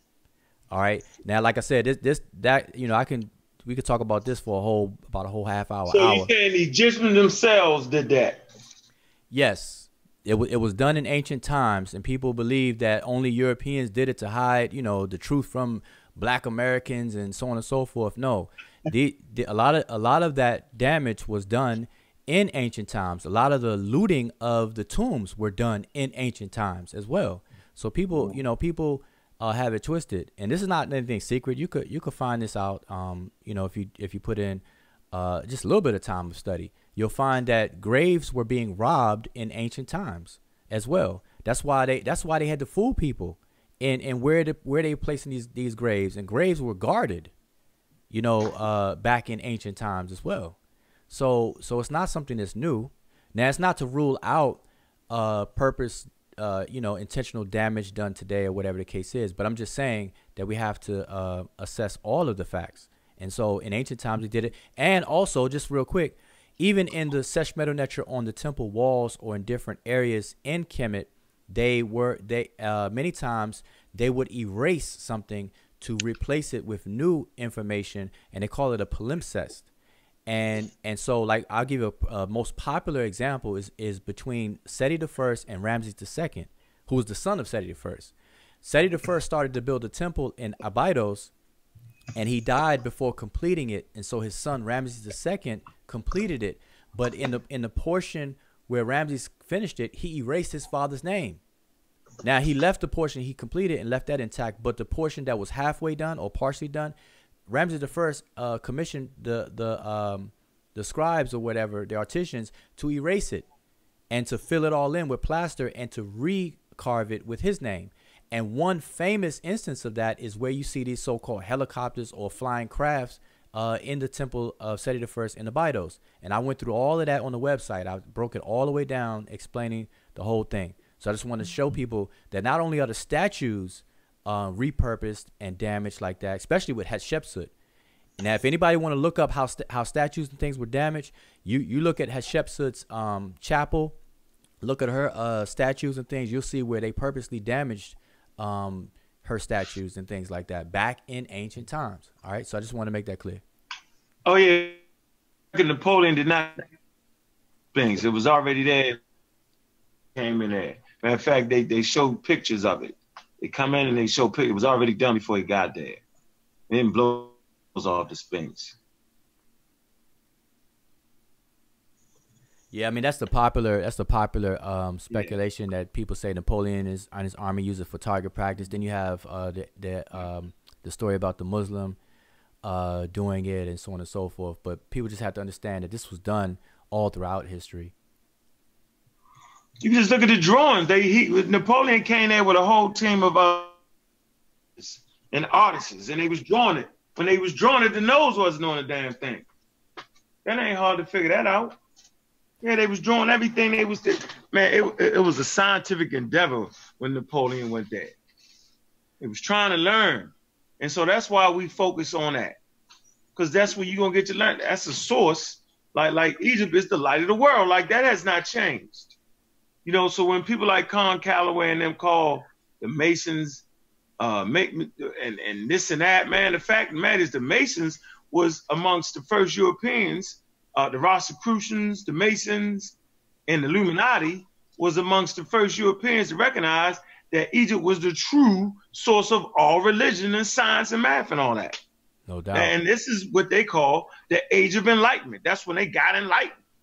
When they realized, that. So then when we teach the community that, we get pushback. So Egypt has literally changed the world, right? With science, technology, engineering, the whole 9 yards. When we teach it, all of a sudden we teach white people stuff. It's the most ridiculous confusion thing ever, based off of the fact that people now have platforms on YouTube, reaching thousands of people with misinformation. Yeah. Who's sharing their screen? Because that's a perfect example of whoever's showing the screen. Blow it back up. That you had it big at first. That's me. It's Joe. Hotep.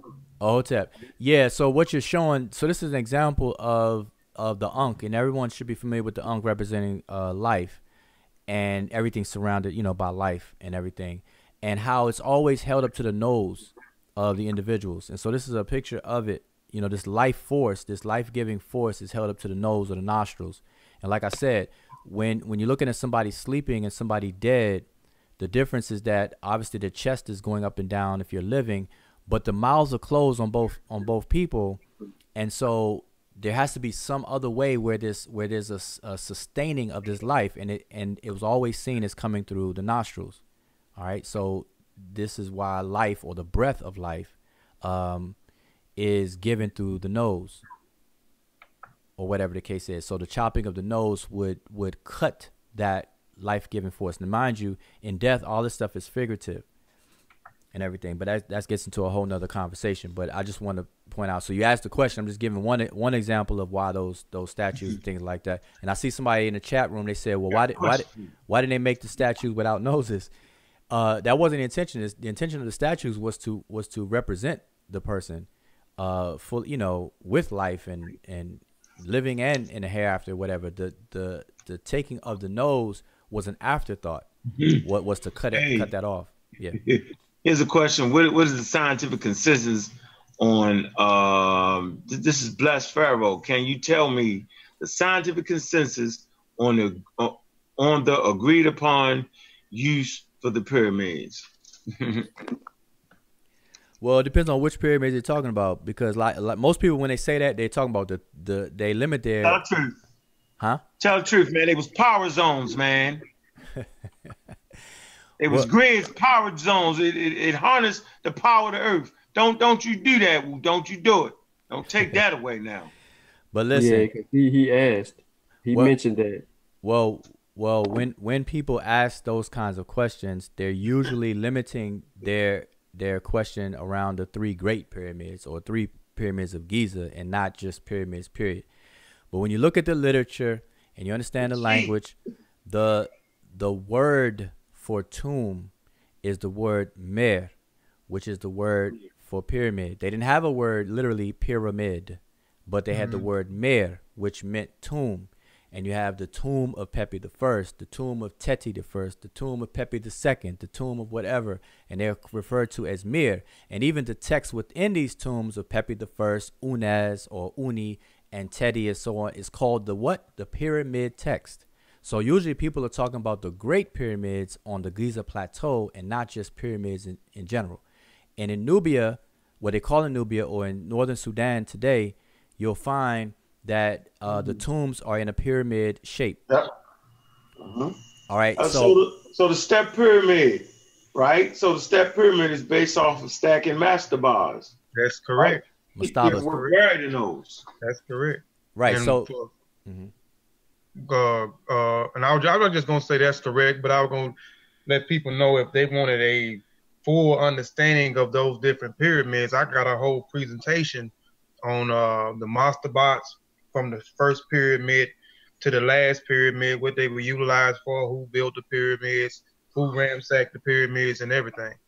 That's on my personal channel. But I'm gonna come back and do it on the SESU channel. I'm gonna redo it and do it on the SESU channel. I shared another image. I don't know if you see it on the vase. There are a number of vases, so they like to pick one. There is a Mayan, and he obviously has white he has white hands, right? Hey, excuse me, Reggie. Is there a way you can enhance, like blow that up? I see it. It is blown up, ain't it? No, a little bit more, because just a little more. I don't. Hit No. the 100. Look, No, up there, the plus. Yeah, the plus sign. Okay. Yeah, plus sign by the 110. Yeah, one more time. Yeah, one more time. Hit it again. Hit it again. Reggie, you erased that. Tell All the right. truth. Yeah, there you go. There you go. So now we can see it really good. All right, I appreciate it. Go ahead. I'm sorry. So he's surrounded by his subjects. His face is white, so he has on a costume, and he's giving some. Oh man, come on, yo. And the rest of and his hands is white, or his paws is white, and his paw feet are white, and the rest of the subjects are drinking kava juice or whatever they drinking. They got some dwarves in it. So why don't they show this? Why don't they show this image when this is at the Penn? Crazy, yo.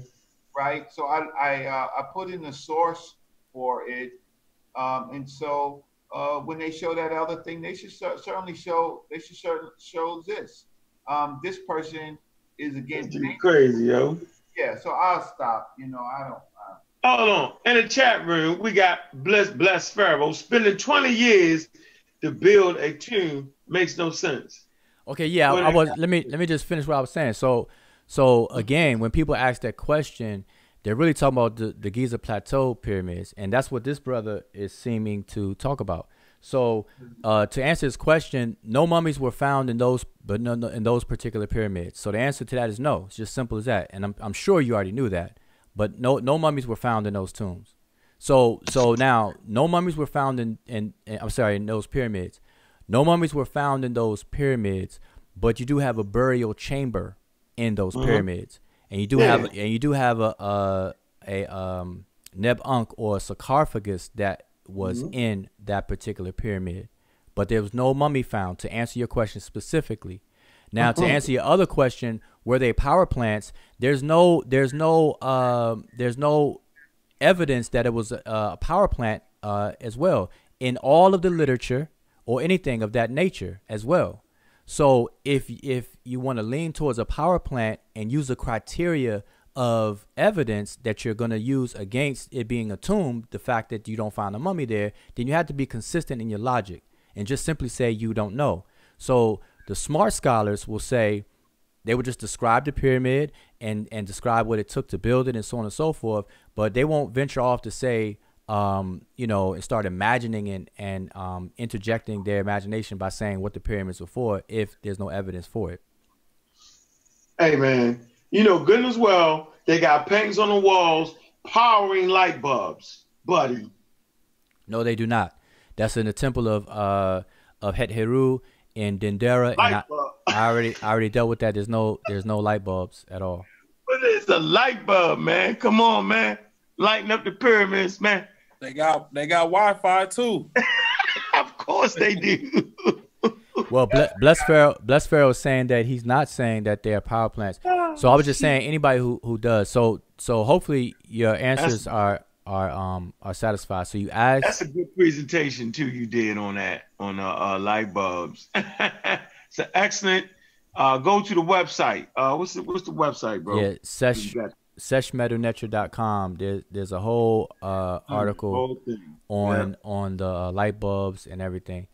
But I just want to be clear that no mummies were found in the 3 pyramids on the Giza Plateau, and what else was asked, and that was it. And if you're asking, is there a power plant? No. It's no crazy, evidence. Man. I mean, there's people that will say that. There's people that will say it's a tomb, whatever the case is. So 20 years, and that's right. You got to think about it. The amount of resources that it would take to build 20 to 26 years to build a large structure like that just for it to be a tomb of one person, it kind of begs that question. So, No, it tells you that if they had some cranes, they'd have built it quicker. They used what they had to use. Right, and that's what makes it one of the 8 wonders of the world. I don't look at it. I look at it for just they was showing off their technology, their engineering, the marvel, the whole 9 yards. It's no more than you want to build an Empire State Building or these big buildings. So why would you build skyscrapers just to go to work in them? You know what I'm saying? Like, come on, man, you can make smaller buildings. So it's to show it's what culture do. Well, the only thing that I would add to it is that we don't know what their purposes are, but I do know from the 200 to 300 BC in Tunisia and Algeria. I'm showing you the largest pyramids built outside of ancient Kemet, but they were circular and they were in the Libyan areas. And these were pyramid builders who were part extensions of the Nile Valley. And in some of these, at least two of them, there were, how can I say, they were used for burial, but this was for a later period. So most of you have not seen this, and Ujawa, there is actually Libo Meduneter inside.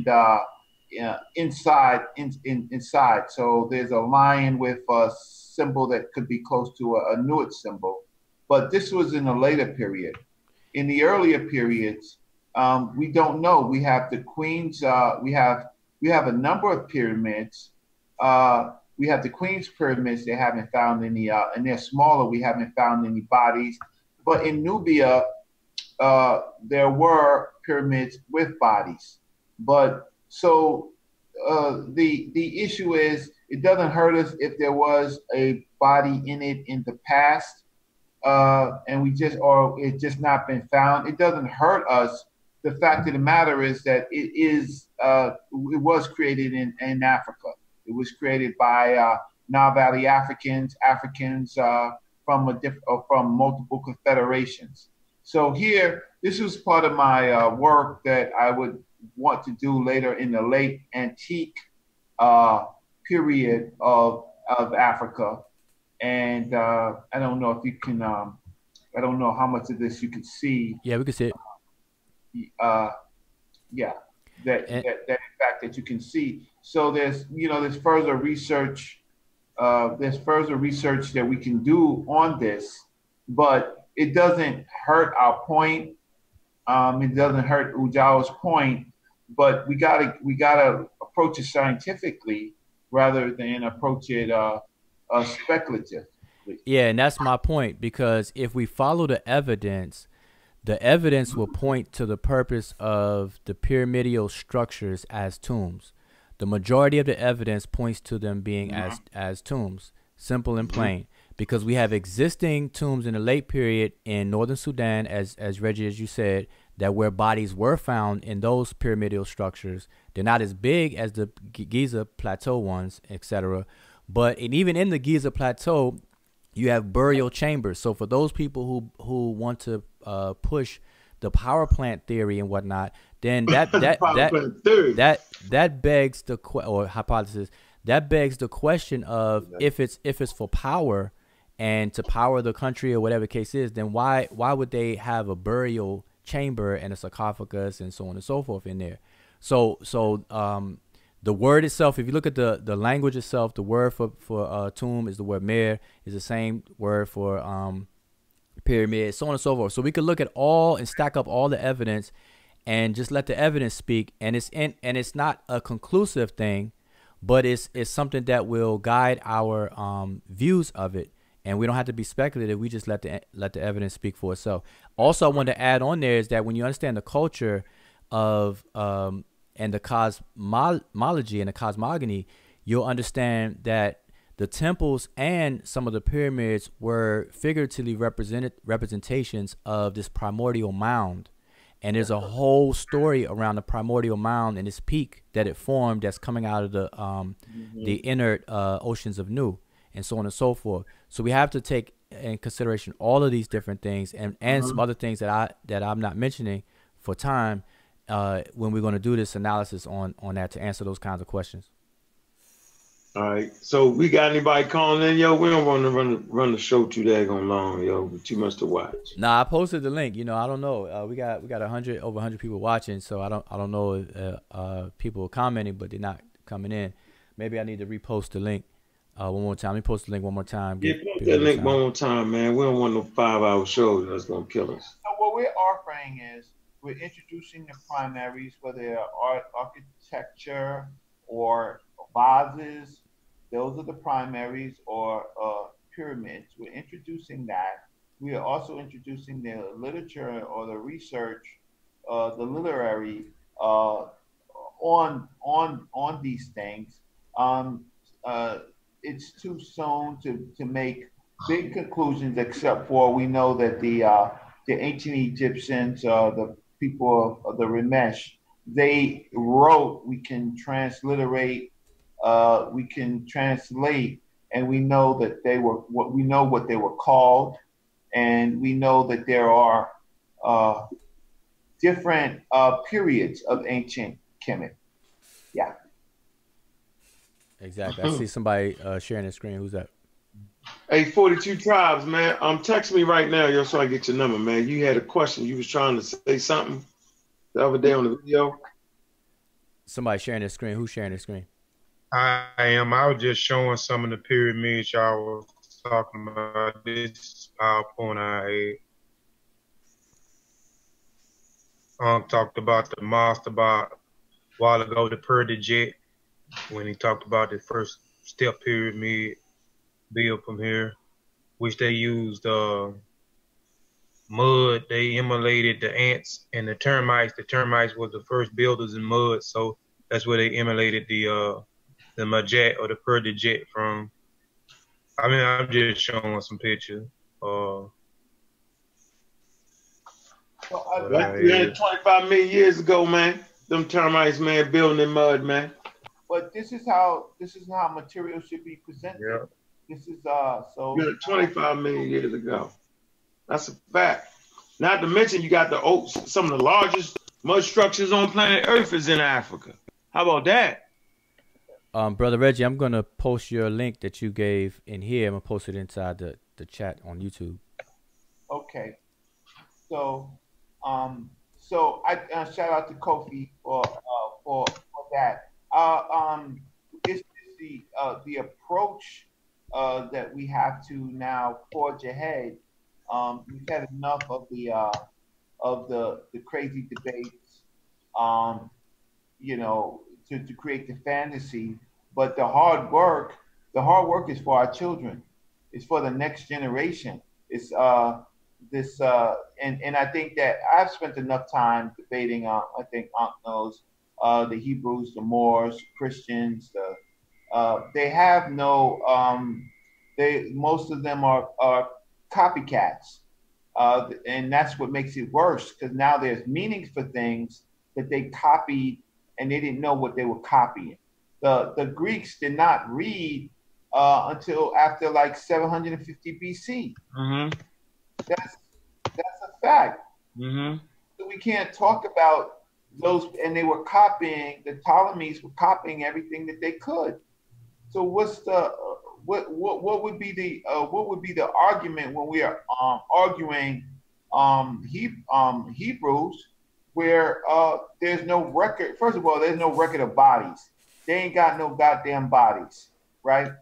And even in ancient Kemet, the way that the commoners were buried, how can I say, we are finding traces of them, but finding bodies is very difficult. But it's incredibly difficult in the Mesopotamian region, and so I don't know what the Hebrews and the rest of these people are talking about, because we don't have the information to make a conclusion about the population. We just don't have that information. Yeah, there's a lot of see, the Nile Valley produces a wealth of information. That's one thing about the Nile Valley.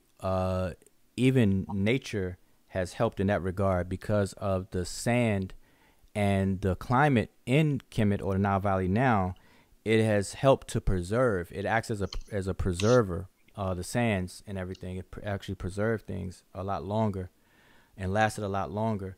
So we have a lot of text. We have a lot of literature, text, and so on and so forth. And we do have a lot of bodies, but they're hard to identify. I mean, that's the difficulty. You can't identify them because unless you had, a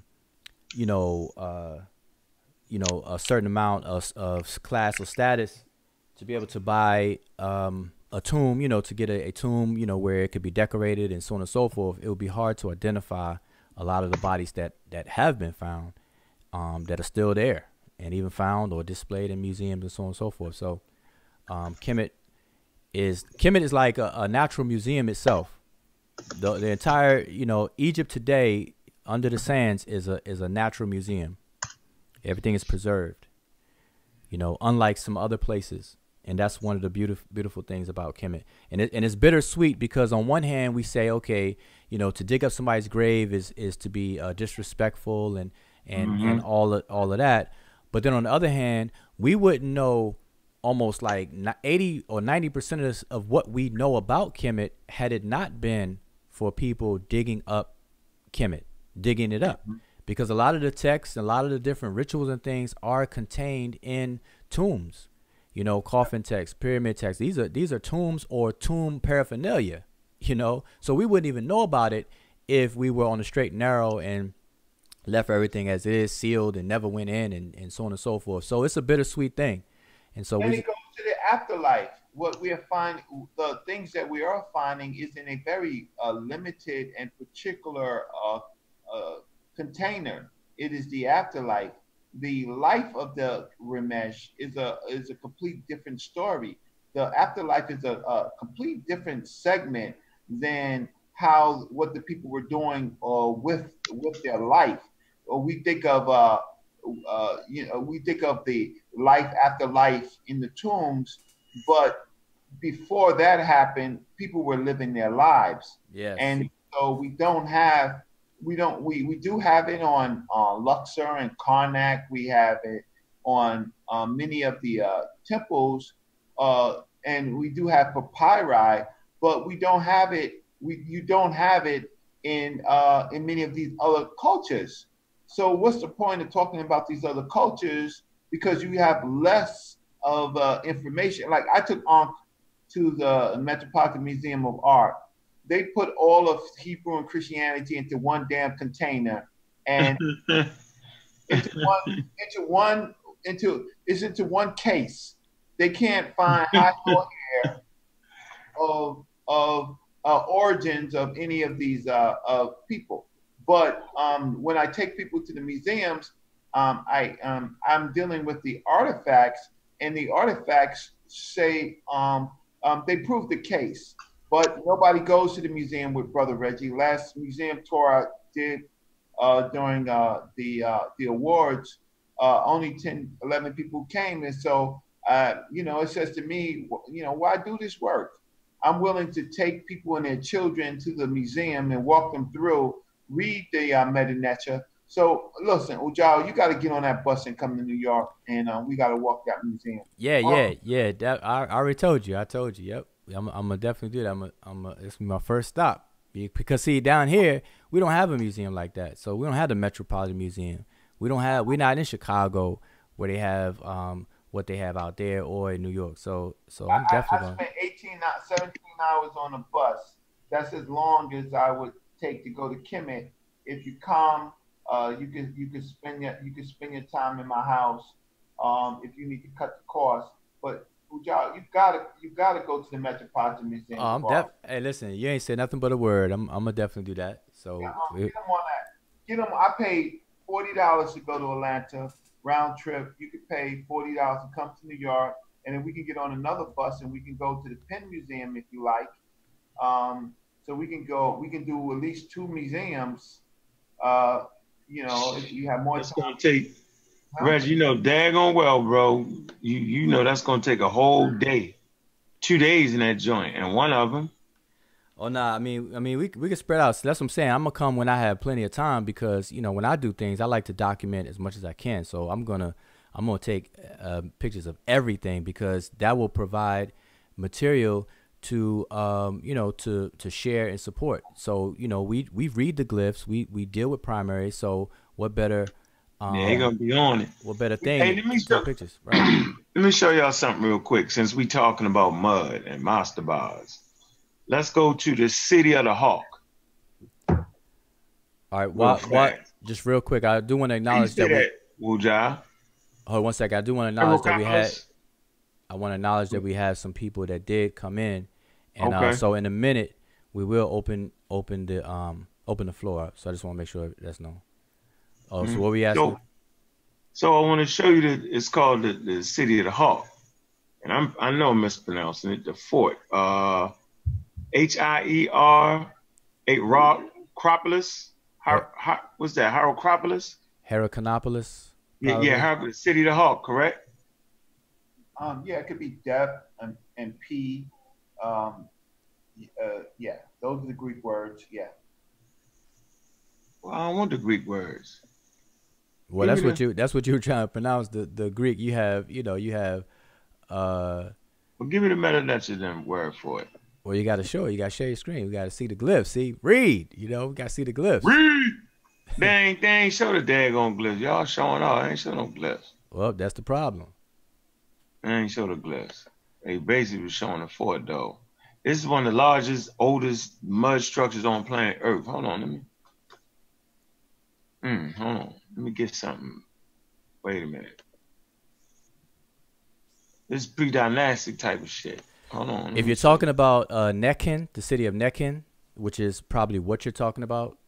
Okay. Nekin, because you have two pre-dynastic major settlements, which was Nekin, and then you have the city of P or Butu, and those are the hometowns of the two ladies, the Nebti ladies, which is Nekibet and Wajet.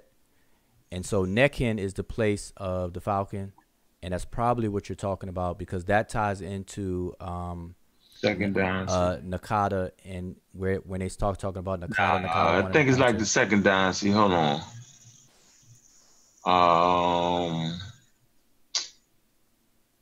Archaeology. You always go to the archaeological digs right here. Let me share the screen real quick. You can see what I'm talking about. Hold on. Real fast, and so we can just bring some people in real quick. It's archaeology. You see it? Yeah, I can see it. That's a hell of a fort right there. Look how large the structures is. They don't necessarily got a good picture on here. How large it is.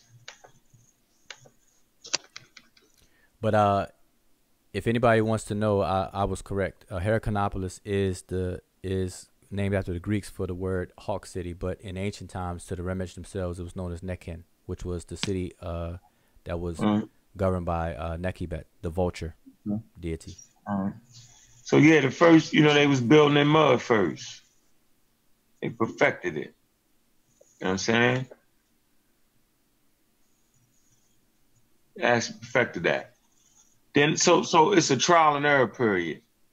You know what I'm saying? Like the brother said, we talk about this all the time, how, the observation of nature, early man watched nature, where you learn to be tool making, all these things. So they were scientists at a high degree. They studied nature to get the knowledge.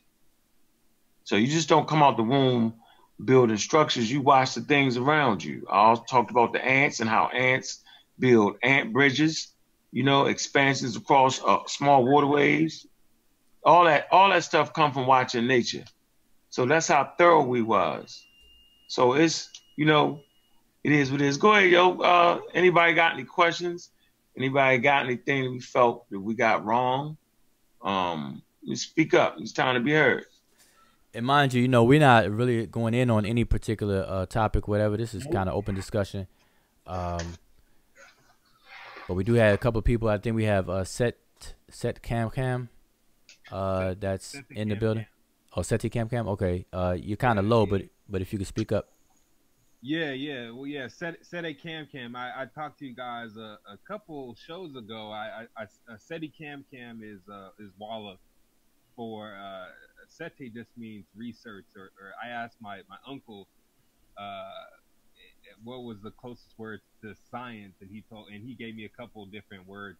So Sete just probably more translates to research, and Cam Cam just means mathematics. But anyway, peace to the family and peace to the panel. It is a great honor to speak to you guys, and I did have a couple questions. Hopefully you guys can hear me a little bit better.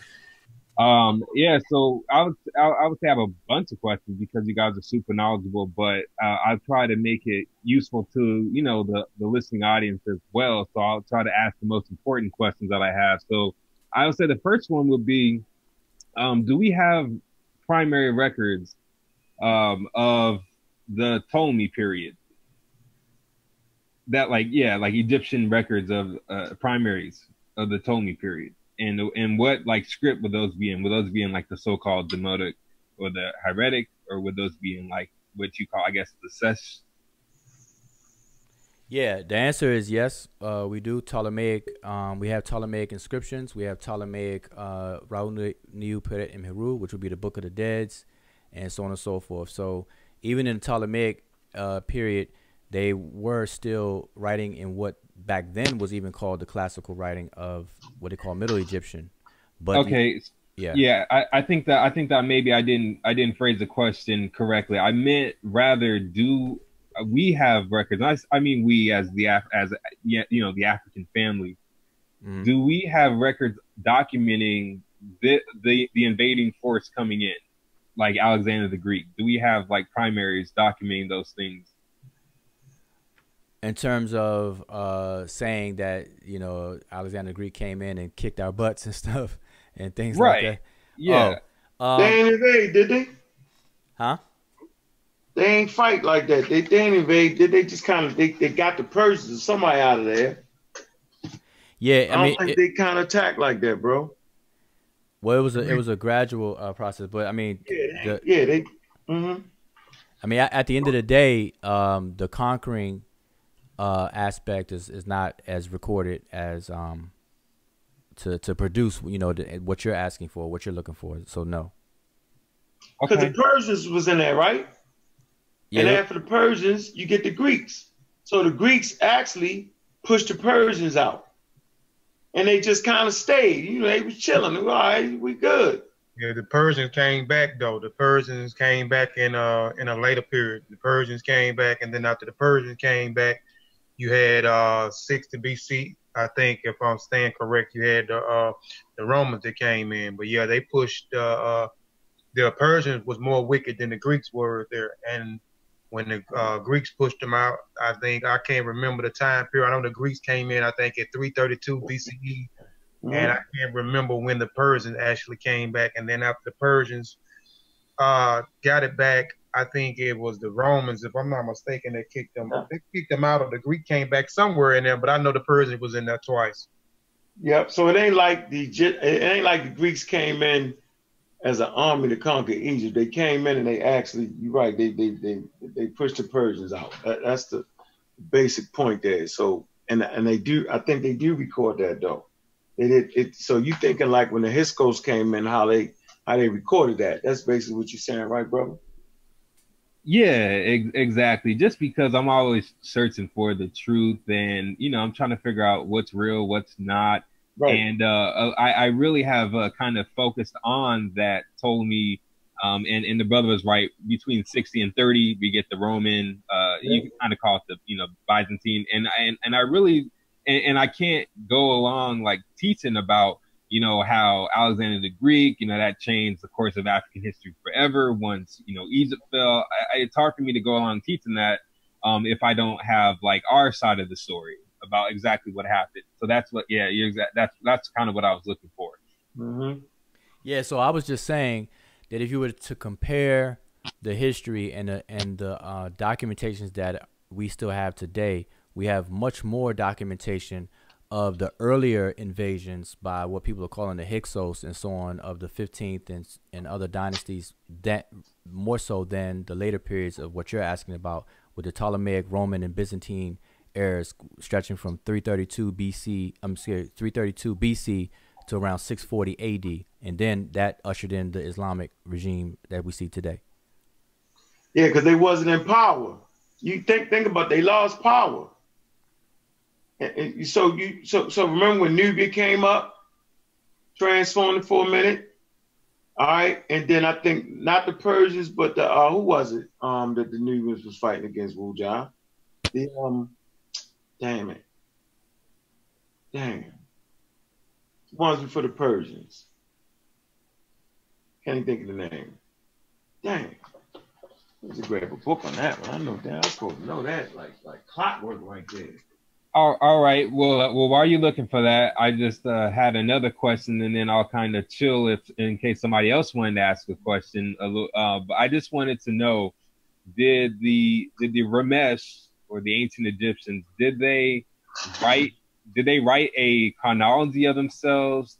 Are they the ones that created like the dynasty system, like recording this is dynasty, 1, 2, 3 or whatnot? Or do you think that maybe that might be more of Western academia? And I'm sorry to kind of load the question, but do you think that possibly some of the history as we learn it about the ancient Egyptians was constructed to try to correlate to validate the Bible? Okay, you said a mouthful.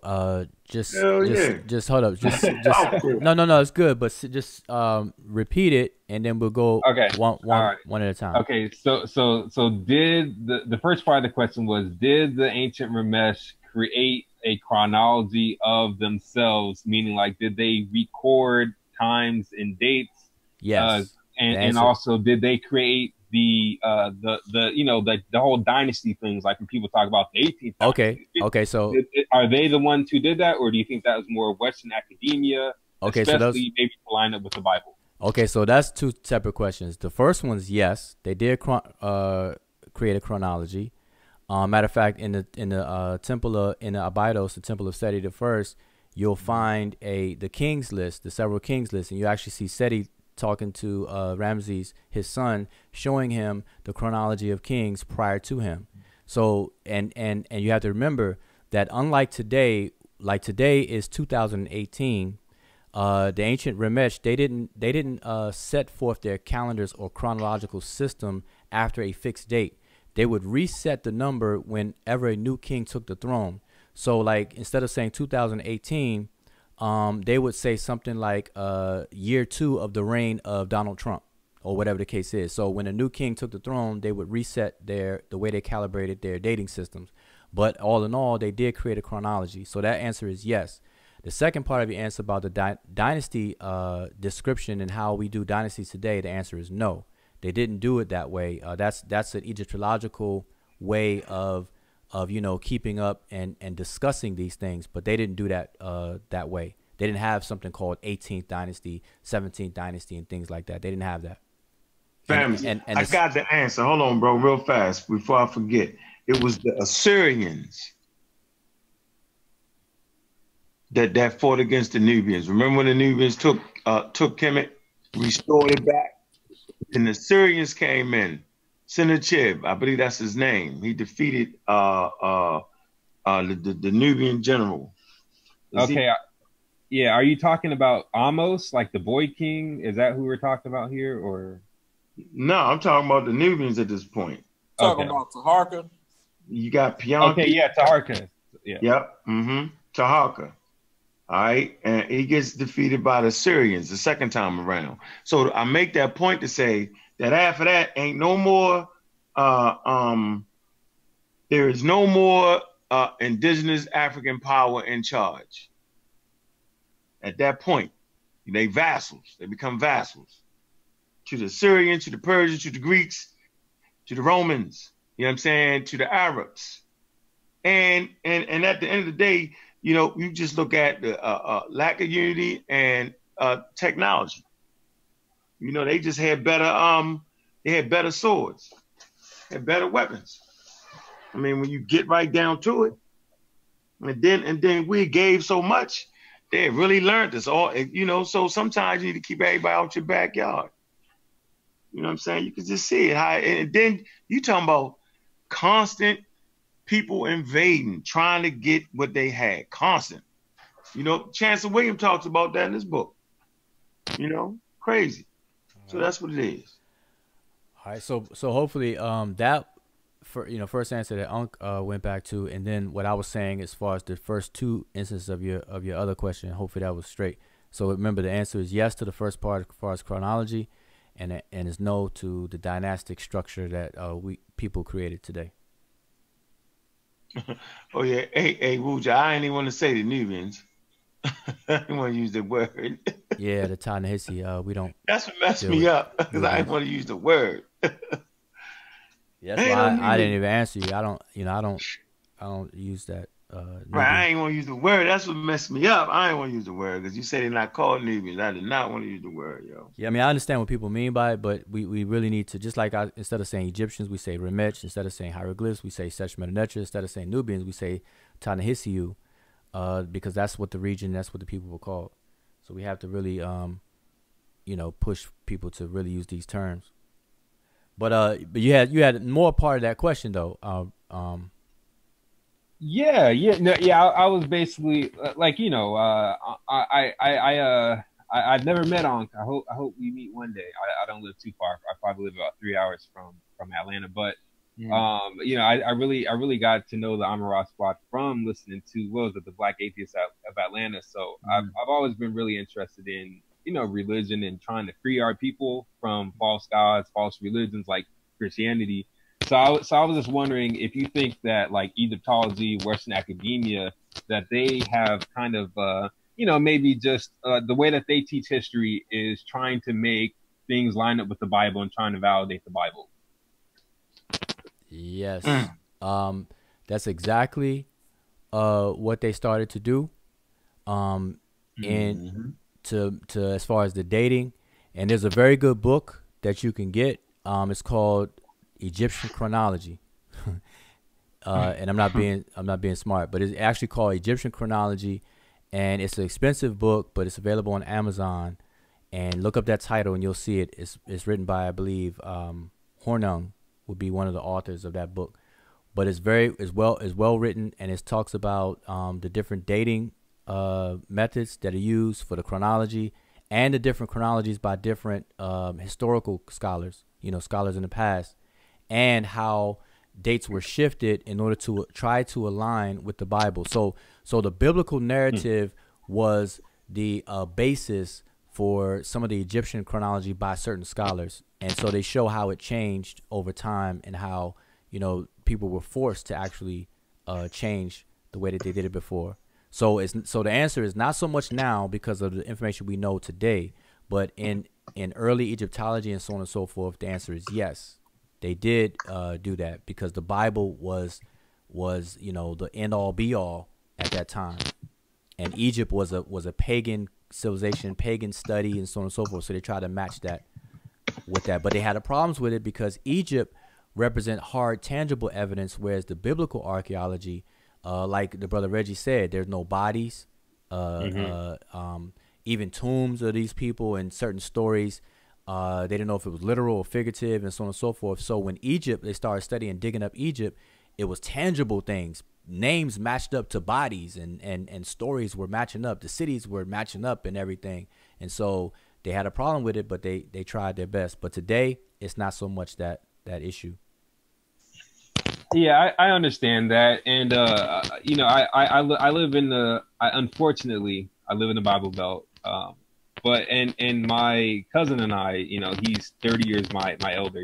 I'm in my mid 20s, and he loves to watch like National Geographic and all these other things that they show on. So I might just have to disagree with you a little bit when you said that not so much now, because the powers that be, probably the Zionists and people who have a vested interest in people believing in the Bible, they put millions of dollars into these, 1, 2, sometimes like 8-hour specials called The Real Jesus, and they get like they get like professors and archaeologists, and they just do all this garbage, like we're dating this, we're testing this, and that we're doing the DNA testing, and it's just total garbage when the dating of so-called Sumeria, so-called Mesopotamia. I just think that it's total garbage, and they put this stuff on, and a lot of people don't have the the scholastic vigor to really just poke the holes in these things. Like,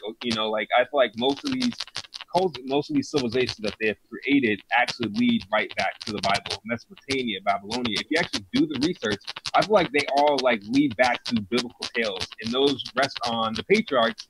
And for over 100 years now, the historical consensus is that those are allegorical characters, not literal characters. Well, one thing. Let me just say this real quick.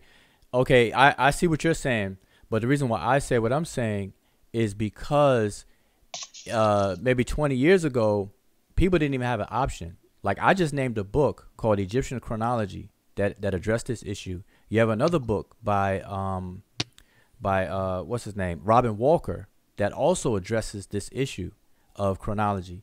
And then even when it comes to the writing system that we call hieroglyphs or Seshmetu Neter versus the cuneiform or Sumerian writing, how as 20 years ago, everybody was saying that Sumerian writing was before Egyptian writing and so on and so forth. Now that has changed because the data is out there now.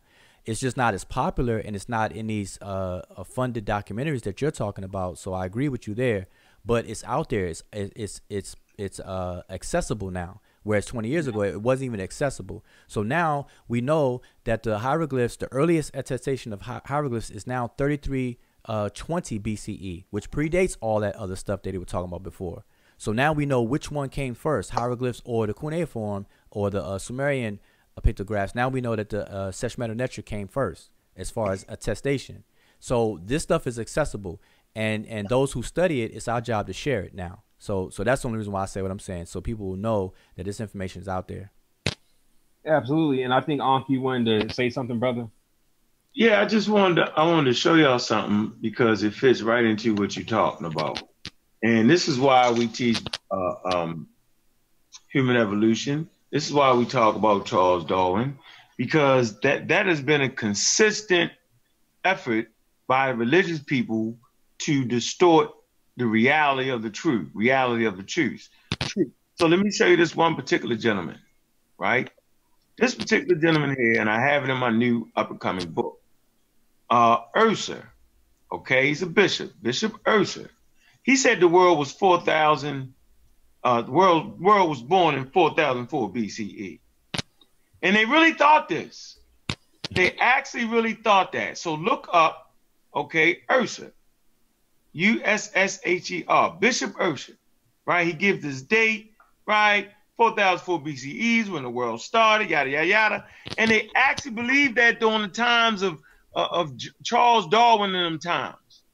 1700s, 1800s. Like, there wasn't a study on that. And so the marker, watch this, for when the world started was this dude. That was the standard. Think about that now. Now, when Charles Darwin and people like, let's see, Albert Churchward, the Victorian scientists, they started questioning that. But for the most part, I'm going to say Europeans thought that that's when the world started. So everybody looked to the biblical narrative. So you're right, that has not changed. So you still got people in the world that really think the world started 6,000 years ago and will literally argue you down.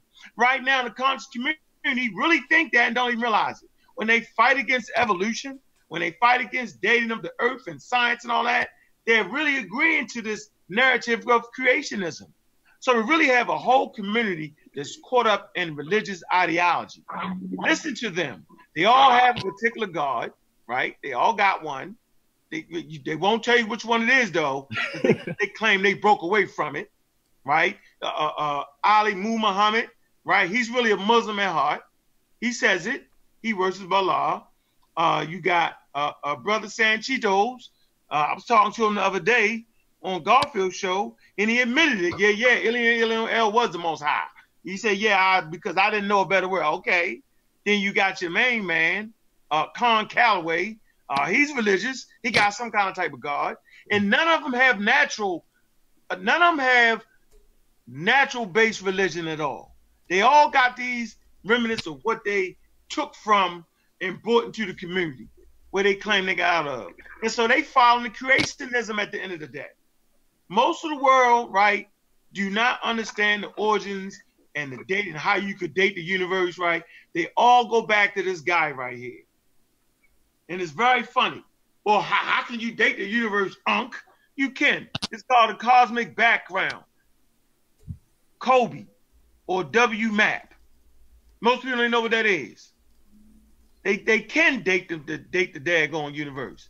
Now, I'm not saying that this universe was the only universe or the first. I'm not saying that. I'm saying based off the cosmic background, they know how old this particular universe is.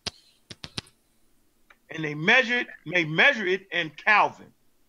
And so the theme is always religious at the end of the day. So you're right. They're still, right now, with all the scientific data, they still trying to push that.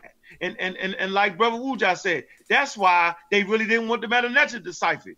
Because the Catholic Church knew that Egypt was older than Abraham, Isaac, and Jacob and all that. They kind of realized that. And they felt like that if they understood the written language of the Nile Valley Africans, that would destroy religion. And it did. And that's when you get people like the Illuminati.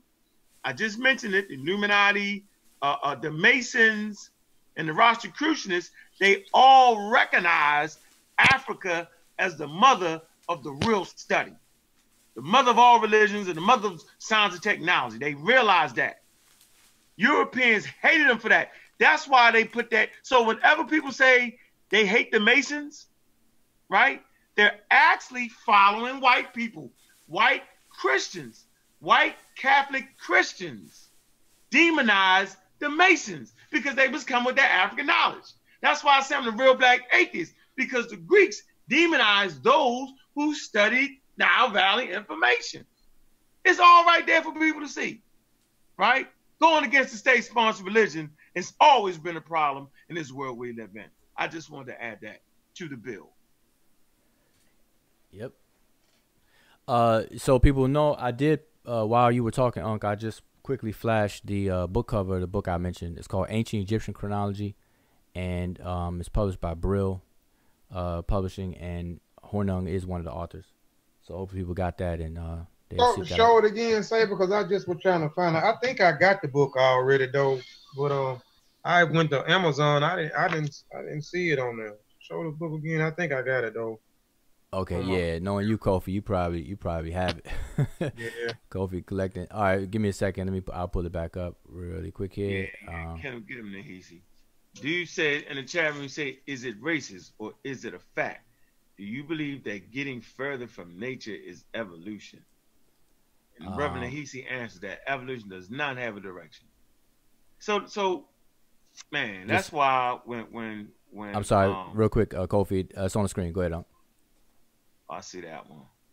That's a good one right there. How much that cost about? Oh, it's up there. I got it. I got the book. Yeah, I already know. I look at the cover. I already know how much. I can tell how much the cover, how much it costs. Hey, so hey. I said, oh, that's a 100+ joint. Yeah, listen. Hold on, you just hit something. Listen, I tell people this all the time. Whenever you see books that don't have all the artwork on the covers and stuff like that, you're gonna have to reach in your pockets for those kind of books that are real plain and they just have nothing but words on them. Book. It's a $16 pseudo book right here. You ain't gonna see. Yeah, I think this book is hard to find, the one I'm showing, and I think it was going for $125 to $250 on Amazon. You could probably find it cheaper somewhere, but anyway, that's the book. It's well written. It's an objective look at the different chronologies that people have been given to Kemet and the methods of dating. You know, whether it's carbon dating, textual dating, all this kind of stuff. It's just a good read, and I recommend people to get it. Yeah, you gotta go find one of them. So Darwin. So the funny part, when people talk about scientific racism and the whole 9 yards and Darwinism, they get it all wrong. They get the whole thing wrong. It was people like Darwin that was like, wait a minute, man, the Earth is older than that. We got bones older than that. Wait a minute, people started in Africa. You know what I'm saying? Like, it was Charles Darwin and those scientists at that time, Not all the scientists, because you had scientists talking about that, they start twisting stuff saying, black people, those tribal people, they come from apes. You know what I'm saying? So, but what my point is, I always say this, the only way to counter science is with science. And so on one hand, you had people promoting social Darwinism, which absolutely has nothing to do with Darwin, right? On the other hand, you had people promoting good science. So there never was a time in the scientific community where the prevailing, where there wasn't a counter to a prevailing theory or prevailing idea. You always had a counter. This is my point I've been trying to make. So as y'all teach against science, you really teach against our ability to destroy the misscience. You know what I'm saying? The pseudoscience. You cannot get away from science. You have no protection. Look, the less or the least scientifically your nation is, the more you will fall prey to a people who have greater scientific invention, no matter what you say. Man's history clearly shows those who have the tools and technology and the wits, you know what I'm saying, will defeat a lesser enemy. But what about Vietnam? The United States didn't defeat the Vietnamese. They didn't have a mechanized army. They sure as hell did. They had the damn Red Chinese army. Most people don't even know that about the Vietnam. The Vietnamese was not fighting the United States government by their damn self. They had Russia and through China, you know what I'm saying, with weapons. Anyway, I done got off on a long one. I don't want to get that long. I'm trying to hit, man, we gave the link out. I would think that, people, normally a lot of people have something to say. I hope we don't.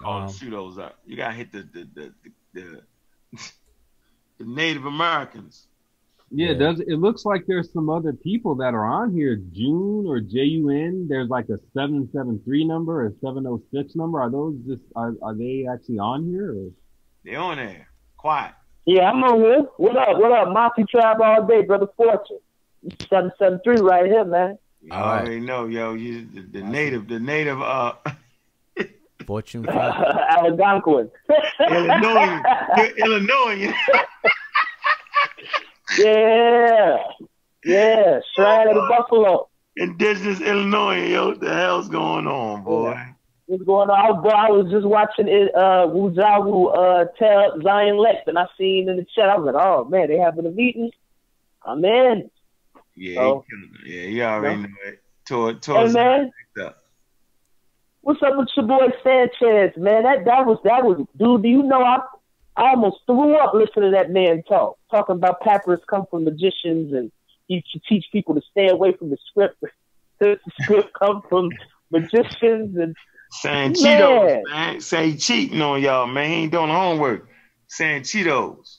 Yeah, but see, that's crazy to me, because I'm gonna tell you, a red flag for everybody. Whenever somebody tells you to stay away from something, that should kind of make your hair stand up on your skin, on the back of your neck or something, or whatever the case is, really, because we should be able to exploit our ability to discern. And so if you're telling adults to stay away from something, then that's a red flag, because now you're projecting your limitations on other people, and as teachers, that's something you don't do. The word teach and the word educate combine. A teacher is to point out things, and an educator is to draw out that talent that's already in you, and you combine that is what makes a scholar or a real teacher.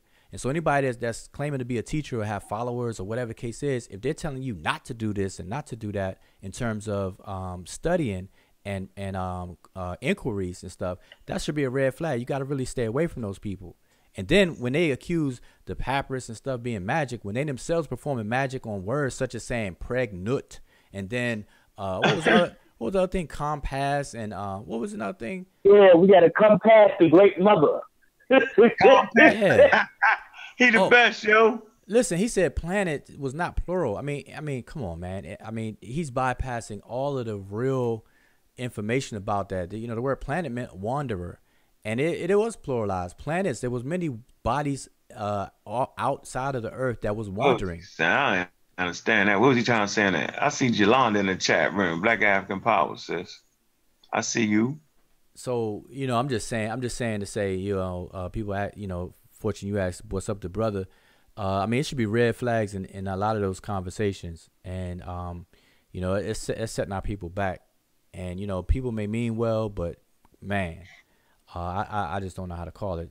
And you say you felt like you about to throw up, and that's like I can't really listen to 3 hours of that because I feel like I'm losing brain cells. You know how your brain cells don't regenerate, so they're very valuable, and I don't want to lose any unnecessarily. So I just let people give me timestamps and point me in the direction of certain certain claims that are made. So yeah, we're not trying to convert San Cheetos, Ali Muhammad, or Con Calloway, or the main man Stolemine. We really just want to talk to the people that's listening to them and kind of give them the alternative, and then let them sit down and look through the sources and the references, because they don't give no sources and references. They miscategorize everything. Like, let me give you something real easy. Watch this. So everybody wants to say, well, Charles Darwin is racist, right?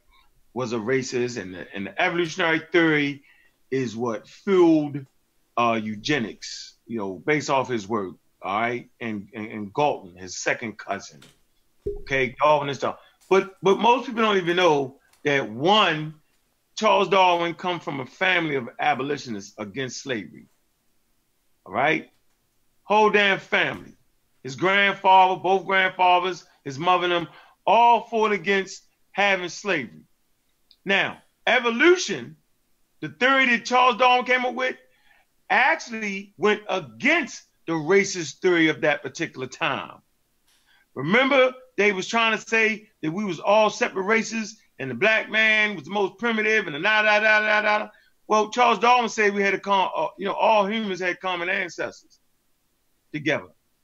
Come from one stock of people, come from Africa. That's what Charles Darwin said. So really, the theory that he came up with actually was the fuel that helped defeat the thing that was the separation, which they called race, which was really a social construct. I'm going to say this again. Charles Darwin's theory, right, early stages of it, natural selection, was actually the piece that defeated the racist race argument that there was a race and a super race and all that. That Darwin's actual work defeated that. So when the pseudos in our community be saying Charles Darwin was racist, you be like, well, I'm not saying what was in his, I'm not saying that he didn't have those same kind of like thinking black people. I don't know what is in that man's mind. I don't know. But I'm saying his work actually defeated the racist thoughts of the time. Y'all get what I'm saying? That if you actually study, most niggas ain't read Charles Darwin. They'll do I call it the preacher thing, like Reverend Porkchop will grab a piece of scripture from here, like the Hebrews do. They call it precept upon precept. Just start grabbing scriptures from everywhere and reading together. Yeah, right. That's how they do Darwin quotes. He was talking about race. He wasn't even talking about race. He wasn't even using the word race in that faction. He wasn't. Because he talked about races of plants and all that. So most people cut and paste, don't read it. His work actually defeats the racist argument of the day that one, white people were superior. Two, white people come from another place. You know what I'm saying? White people were smarter. Darwin was like, no, it's culture. It's cultural. You know what I'm saying? That it's cultural that humans are no more smarter than each other. This is in his works. So when people say that, like Stolemine, they ain't studying. They give you all that bull crap. Grab a paper, grab a book, and and go from there. Charles Galton, the one who started eugenics started out as a pseudoscience. Comes out as a misrepresentation of Charles Darwin's work and inheritance and all that. He just misrepresented the whole thing and started a whole thing on pseudoscience. I think Brother Reggie talked about how UNESCO defeated that. Petrie crazy argument, the Egyptians was white and all that.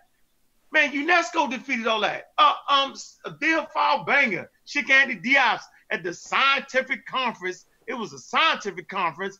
Give you the racial, not the race, but the explanation on who the Nile Valley Egyptians was. That they was an indigenous population. Defeated all that.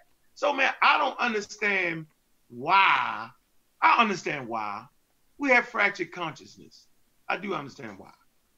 I'm saying, before I started this, making a statement, I'm simply saying we are presenting information, right, that will allow the people that follow those people, right, an alternative to it. All you gotta do is hear what they saying, write it down, they ain't gonna give you no damn sources. They not. They ain't gonna give you no sources. All right. But write it down and you can figure out where they got it from. Take the sources, right, that we give you. I say study Charles Darwin, study his family. You know what I'm saying? Study his grandfathers, both of them. They were all abolitionists. So how's a person who is fighting against the enslavement of black people, like the Quakers? I ask this question all the time. The Underground Railroad, right? Without the Quakers, what would you have? Do you know, Wuja? No. A bunch of black people standing outside. The Quakers, man, they had all our houses, man. They was hiding the black people. Underground Railroad, remember that? Quakers. You know what I'm saying? These people actually helped black people. You know what I'm saying? Like, you ain't got no Underground Railroad without them giving their lives. So you ain't gonna sit up there and say the Quakers because they was white, they was racist. I don't know what they was, but they put their life on the line to help our ancestors. I don't know what Darwin was in his mind or how he lived or what he did, but I know his work helped us defeat the foolery that they came up with. The same foolery that they taught in Harvard and Yale, right? There was good science that was contrary to the bad science that they was teaching Harvard and Yale that kind of supported the slave trade. Piltdown Man, I did a video on it, Piltdown Man, right? When they tried to say the origin of humanity was in Piltdown, Europe. It was scientists publishing in the same year that Piltdown Man wasn't right. That it was a human skull in a mantle of a baboon, right? Of a chimpanzee. That's a jaw. A mantle is a jawbone, right? Published in, I think it was what, 1913 or something like that, right? Published at the same time. So it's dangerous when these pseudos teach anti-scientific rhetoric. And I'm telling you now, hold on.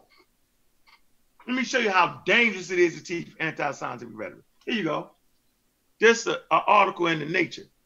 I get the actual magazines. When you go ahead and spend that $200, they send you a damn magazine every week. Look, this is malaria bites back. Wonder why malaria is biting back. It says right here, it says the race to stop a killer in Southeast Asia before drug resistance spreads. Wuja, what is meant by that?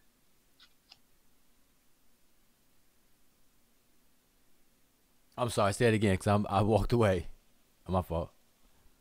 You said talking Larry. about how dangerous anti-scientific rhetoric is that they teaching these days. Mm-hmm. So I pulled out the Journal of Nature and I read this. It said malaria bites back. The race to stop a killer in Southeast Asia before drug resistance spreads. What does this mean right here? Well, obviously, the whatever causes malaria is mutating, it's changing, and the drugs that were once effective are no longer effective. So they're trying to do something about it. So if this community is not educated in biological evolution, their medicine is not going to be evolutionary minded, and ain't no herb in the world is going to stop this. So moving forward, do not allow them to teach you anti-scientific rhetoric. The only way to defeat this malaria, man, is understanding evolution and how this different strand of malaria, you know what I'm saying, has to be attacked. There's no way around this.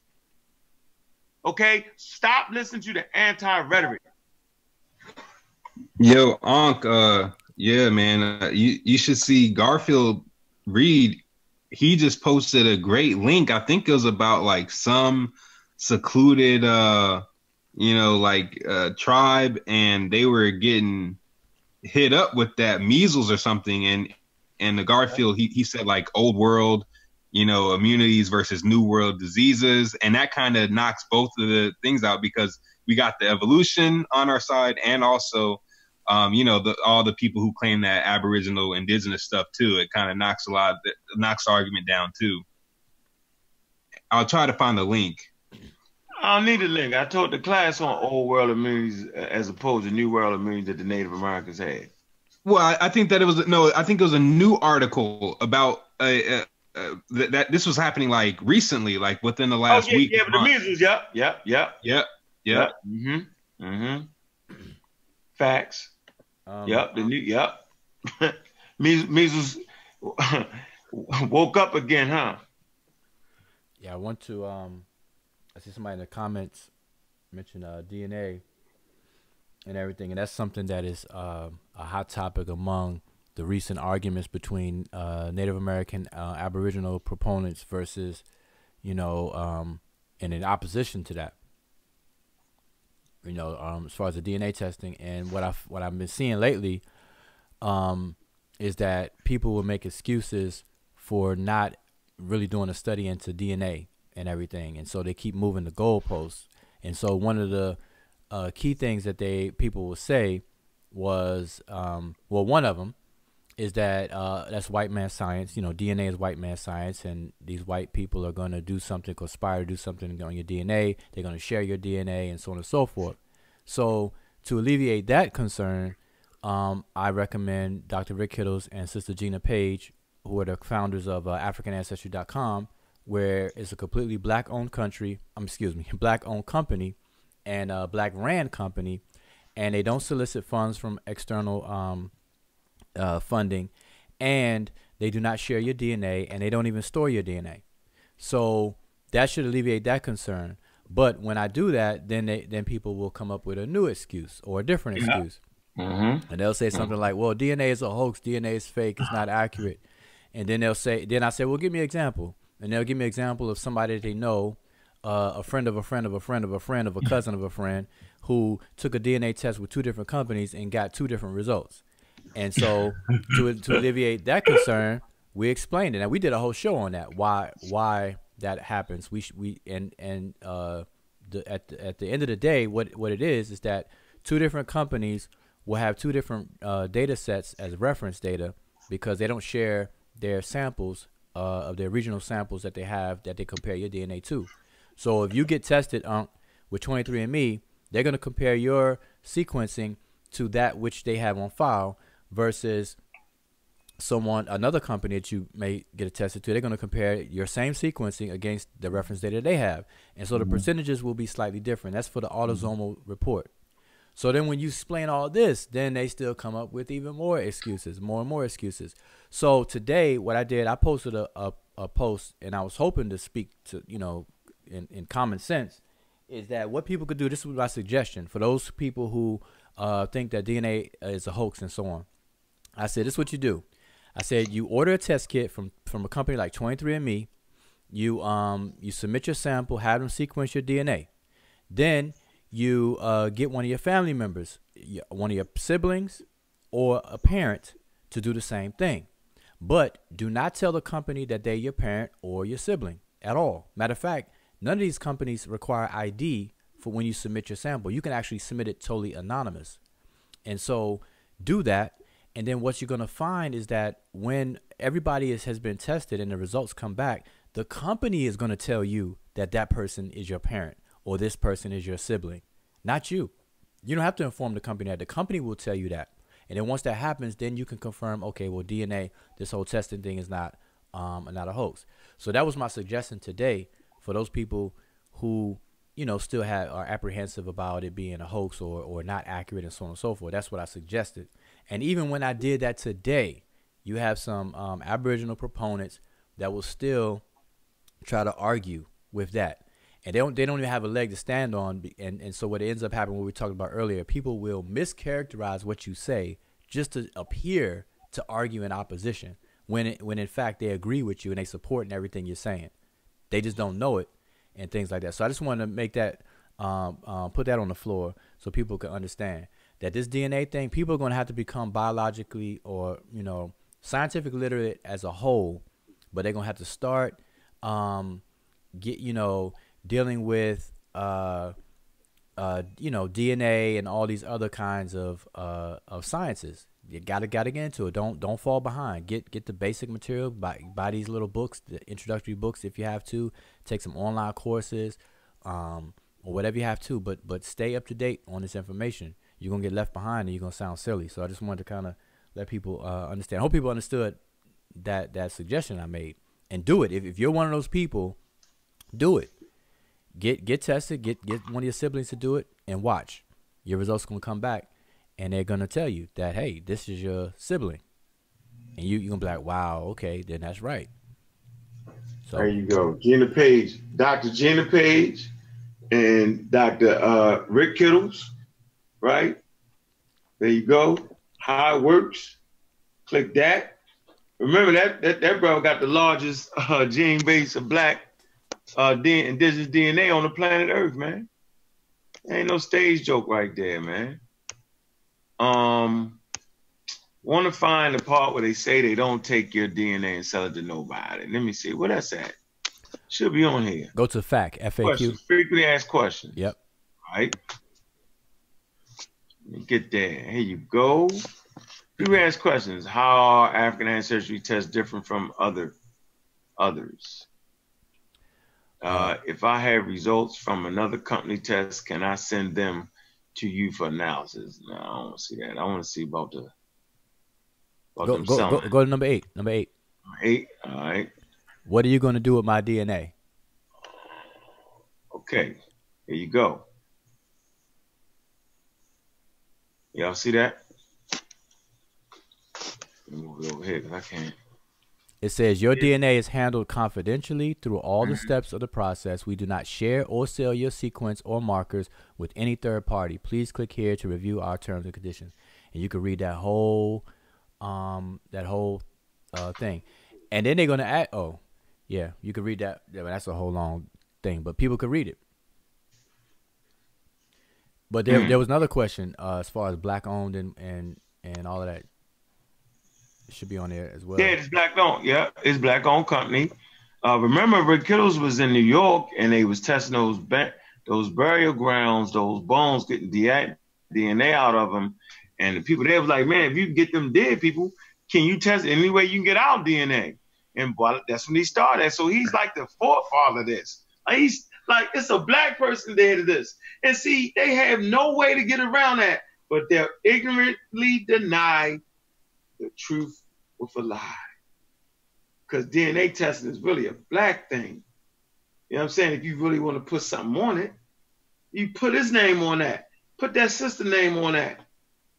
They was one of the first companies to do that. It's just so amazing, man.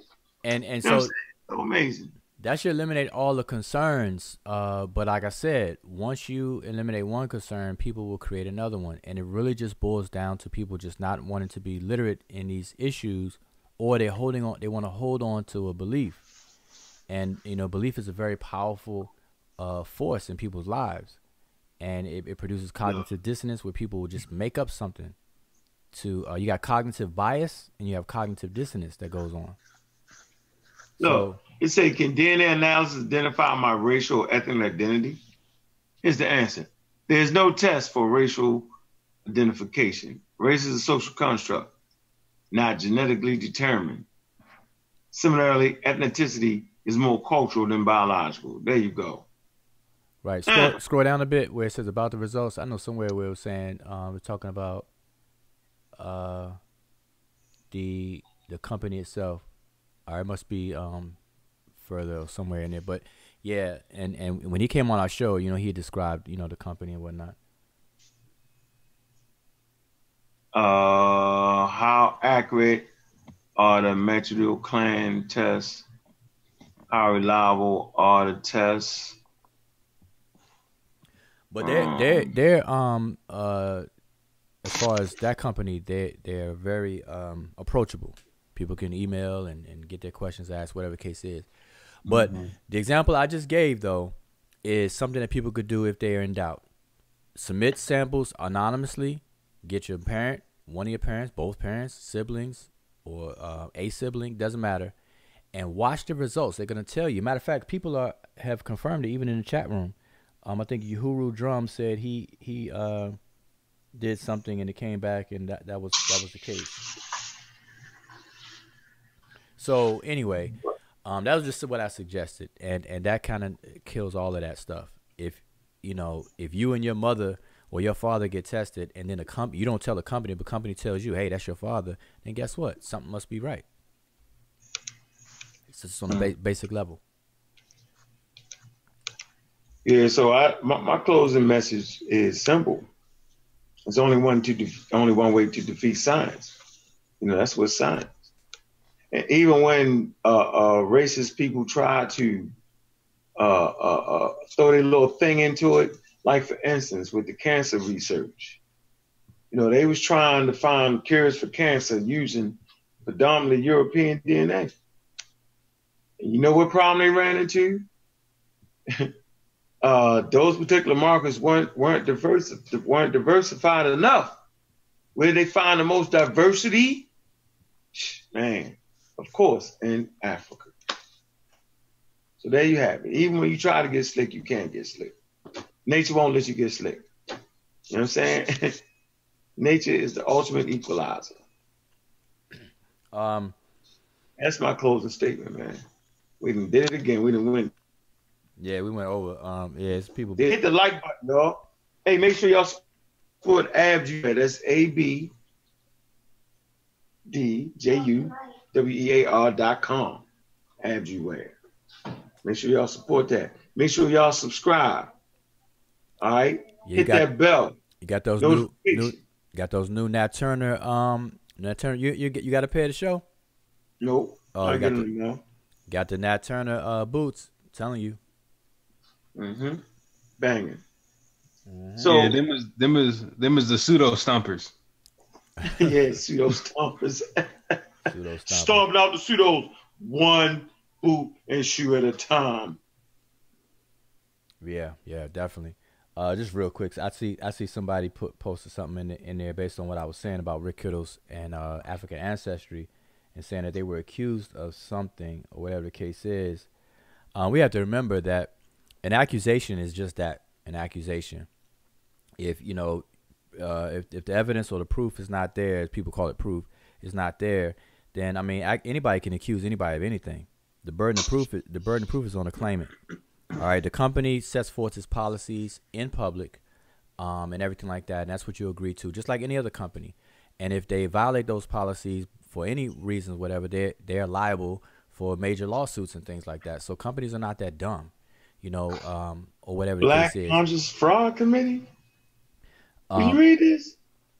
So whatever the case is, I'm just my point is that accusations are accusations. We don't know how real the accusations are or not. Anybody can say anything. Anybody can write articles or whatever the case is, but let them take it to court or do whatever they got to do. But the point is that companies will disclose. 23andMe, they will share your DNA with other companies, whatever the case is. They tell you that, but they'll do it with your permission. And then you have other companies that just don't do that, and African Ancestry is one, because they are aware of the concerns that people have. All right. So anyway, just wanted to let people know that. And besides all of that, Black Fraud Committee said, let's critically think. If Americans were transported to West Africa, then how would their DNA be categorized? Would they be categorized as Americans or Africans? Boy, you dumb as a brick. God damn, man. I'll tell you. I don't understand the question. I don't understand that, but because these labels, you have labels and you have the way people structure a system of categorization. And that's why I've always told people to study taxonomy and ontology. Those are two major disciplines of how to categorize existence and things in existence. And we all do this as humans. We categorize things. That's why we call all people in the feline, all animals that have similar characteristics externally as felines. But in more detail, you have difference between a cat and a panther, a leopard, a lion, and so on and so forth. But we categorize these things. So these labels that people give, American and African and whatnot, these are labels for continents. And if you're going to label something, there has to be a rhyme or reason behind it. So, don't get caught up on the labels so much. Just just fall into a system and understand it, and then you'll understand why and how these things are categorized. But if you jump out of that labeling system and jump into another one, you'll get confused if you don't know that's what you're doing. So African, when we say biologically, see, there's a social construct of what that African is, and then there's a biological one. When you deal with genes and biology, when they say African, they're talking about they could be talking about a couple of things. One is your the origin of your mutation, your most recent mutation. Where did that occur? Did it occur on the continent of Africa or not? If it did, then it's considered African, an African haplotype. If it occurred off the continent of Africa, then you're non-African, or that haplotype is non-African. It's just that simple. When they're talking about autosomal, which is your percentage, when you see people post a percentage, if you have a predominant percentage of shared DNA with Africans living on the continent today, then autosomally you will be considered African as well. So that's how they do that. But you have to understand these things to know why things are labeled and how they're labeled, so you won't get confused. It's just it's real simple. It's not that hard at all. All right, good night. Let me see. So-called African American gene markers match Native American gene markers. What in the world? Nah. That's not true. It's not true. It's not a true statement there, Mr. Wake Up the World 100. You putting them back to sleep. See, I don't know what happened, but it seemed like the later it gets in the night, people will make these comments that, if they would come on before, we could have you on board. Yeah, they could have came on in, and said that Black Conscious Fraud Committee, you the fraud. You could have came in and explained your position. Have scientists verified information that states that most American Indians, blacks, do not share African DNA yet. They share the DNA of Australoids. All right, man. Anything. Say anything. Say anything and make it right. Anything. Yeah. All right, man. We late. Let's get up out of here, Wuja. All right. So, yeah, you close out. Like I said, we done. I want to say I appreciate everybody jumping on board to have the conversation. Looked like we had two other callers. I don't know who's who. I know Nahisi was one. Nothing. Quiet as a mouse. Oh no, that's Fortune. That's Fortune and Nahisi. All right. Oh, quiet as a mouse. Yeah, that's Fortune. I'm at work. Yeah, Nahisi working. You working, Nahisi? Yeah. Nahisi you want to close out with something? Yeah, close us out, No, Nahisi. I'm fine. Everything was. I'm just reading the chat. The ignorance that permeates around us. Just reading the chat, but they need to look into that alternate history thing and look at who is actually pushing that alternate history, because the people who are pushing it don't have our interests at best. You know what I'm saying? And think about this now: the people who are pushing it. Remember, at one time they said that the Holocaust didn't exist. Do that sound familiar? That gives us something to think about. Yeah. Hey, I think we should probably do a show just on that topic. I do want to say this. Let me close with this. That tonight's discussion was just kind of open-ended discussion, trying to get, kick it back in. We're going to have these regular discussions on our YouTube channel, but we're going to stick with one topic, and go in on a particular topic. And we're going to try to limit our shows, with a short amount of time, because we know our attention span is kind of short. So we're going to have some quality shows, under an hour, under 2 hours, dealing with one topic at a time. All right. So if you have some suggestions on some things that you would like for us to discuss and have a discussion on, and, open up a discussion about, then, join our Facebook group. If you're not already a member, the Amara Squad Scholarship Facebook group, come in the group, post a topic and say, what you would like for us to have as a topic of one of our shows. All right, so we can go in on some other information. All right, so I just want to make that clear. And with that, I'm out. So I appreciate everybody. And what we say Shem Hotep, which means go in peace. And I don't know if you have any closing words, but no, hit that eject button, man. We out here, man. Appreciate this. Yeah, thanks for having me on, guys. Until next time, Shem Hotep. All right, bro. Peace.